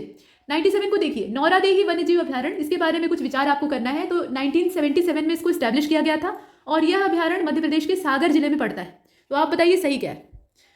इसमें अगर देखा जाए तो सिर्फ दूसरा वाला ही सही है, लेकिन पहला वाला गलत है जिसमें कि स्टैब्लिशमेंट का जो ईयर दिया है वो गलत है। इसकी स्थापना कब होती है? 1975 में होती है और यहाँ पे 77 दिया है। इसका जो एग्जैक्ट होगा वो 75 होगा। नौरादेही जो वन्यजीव अभ्यारण्य है, यानी यहाँ बात हो रही है वाइल्ड लाइफ सेंचुरी की, ये लगभग 1197 स्क्वायर किलोमीटर में फैला है और मध्य प्रदेश राज्य का ये सबसे बड़ा वन्यजीव अभ्यारण्य है। मतलब एमपी में अगर देखा जाए तो यहाँ पे ये सबसे बड़ी वाइल्ड लाइफ सेंचुरी के तौर पे देखा जा रहा है। और वन्य जीव अभ्यारण्य करीब 5,500 स्क्वायर किलोमीटर के वनों के परिदृश्य का एक हिस्सा है, मतलब उसका एक बीच का एक भाग है। और यह सागर के अलावा दमोह, नरसिंहपुर और रायसेन जिलों में भी कुछ हद तक कवर करता है। ये कुछ चीज़ें हैं। और यहाँ पे चीता के प्रजनन के लिए एक संभावित स्थल माना जा रहा है। चीता भारत से गायब हो गया है, तो उसको यहाँ पे फिर से एक बार उसका हैबिटेट बनाया जाएगा, ये माना जा रहा है। अच्छी बात है। फिलहाल इसका जो करेक्ट आंसर है वो कौन सा होगा? केवल दूसरा वाला, यानी बी वाला इसका सही है। आगे बढ़ते हैं 98 को देखिए। मई 2019 तक मध्य प्रदेश उच्च न्यायालय के मुख्य न्यायाधीश कौन थे? ये हेमंत गुप्ता थे, या खानविलकर थे, या सेठ साहब थे, या बोबडे थे? इसमें से कौन सा होगा? तो इसका जो करेक्ट आंसर है वो सी हो जाएगा। ये एस के सेठ थे। इनका नाम क्या था? ये मई 2019 तक की बात है, तो ये न्यायमूर्ति एस के सेठ थे। न्यायमूर्ति एस के सेठ का जो कार्यकाल है वो 9 नवंबर 2018 से लेकर 9 जून 2019 तक का है। और बोबडे का अगर देखा जाए, एस ए बोबडे, तो इनका 2012 से लेकर 2013 का है। खानविलकर का अगर देखें तो 2013 से 2016 का है, और 2017 से 18 तक हेमंत गुप्ता का है। फिलहाल इसका जो करेक्ट आंसर है वो सी वाला हो। आगे चलते हैं 99 को देखते हैं। मध्य प्रदेश की विधानसभा में सदस्यों की कुल संख्या कितनी है? यहाँ सदस्य संख्या आपको बतानी है। तो 230 है, आप जानते ही हैं, आराम से इसमें कर सकते हैं, 230 होगा। और मध्य प्रदेश की जो यहाँ पे विधानसभा सीट है, इसकी मतलब विधानसभा की जो सीट है वो राज्य की राजधानी भोपाल में है, और ये एक सदनीय विधानमंडल है, आप जानते ही हैं। इसके बाद अगले प्रश्न को देखिए, इसका करेक्ट आंसर 230 होगा। अंतिम प्रश्न, प्रश्न संख्या 100 यानी 100। तो देवी अहिल्याबाई विश्वविद्यालय जो है ये इंदौर में किस वर्ष में स्थापित किया गया था? मतलब इसकी लोकेशन दे दी है इंदौर, अब आपको बताना है कि कौन से साल में स्टैब्लिश किया जाता है। तो नीचे दिया है, इसमें से 19 कौन सा होगा बताइए? ये 1964 हो जाएगा, यानी पहला वाला ही सही है, इसका ए वाला करेक्ट है। देवी अहिल्या विश्वविद्यालय इंदौर विश्वविद्यालय के तौर पे कहा जाता है इसे। ये राज्य विश्वविद्यालय है और इसका अधिकार क्षेत्र शुरुआत में इंदौर शहर तक ही था, और बाद में इसका अधिकार क्षेत्र जो है वो इंदौर संभाग के जितने भी 7 आदिवासी बहुल जिले हैं, जिसमें कि झाबुआ का नाम आता है, अलीराजपुर है, इसके अलावा धार है, खरगोन है, इस प्रकार से है, बड़वानी है, बुरहानपुर है, यहाँ तक इसे फैला दिया गया। तो इस प्रकार की जानकारी है, और फिलहाल इसका जो करेक्ट आंसर है वो ए होगा। और यहीं पर ये टेस्ट समाप्त होता है। ये श्रृंखला आगे जारी रहेगी, लेकिन तब तक के लिए नमस्कार।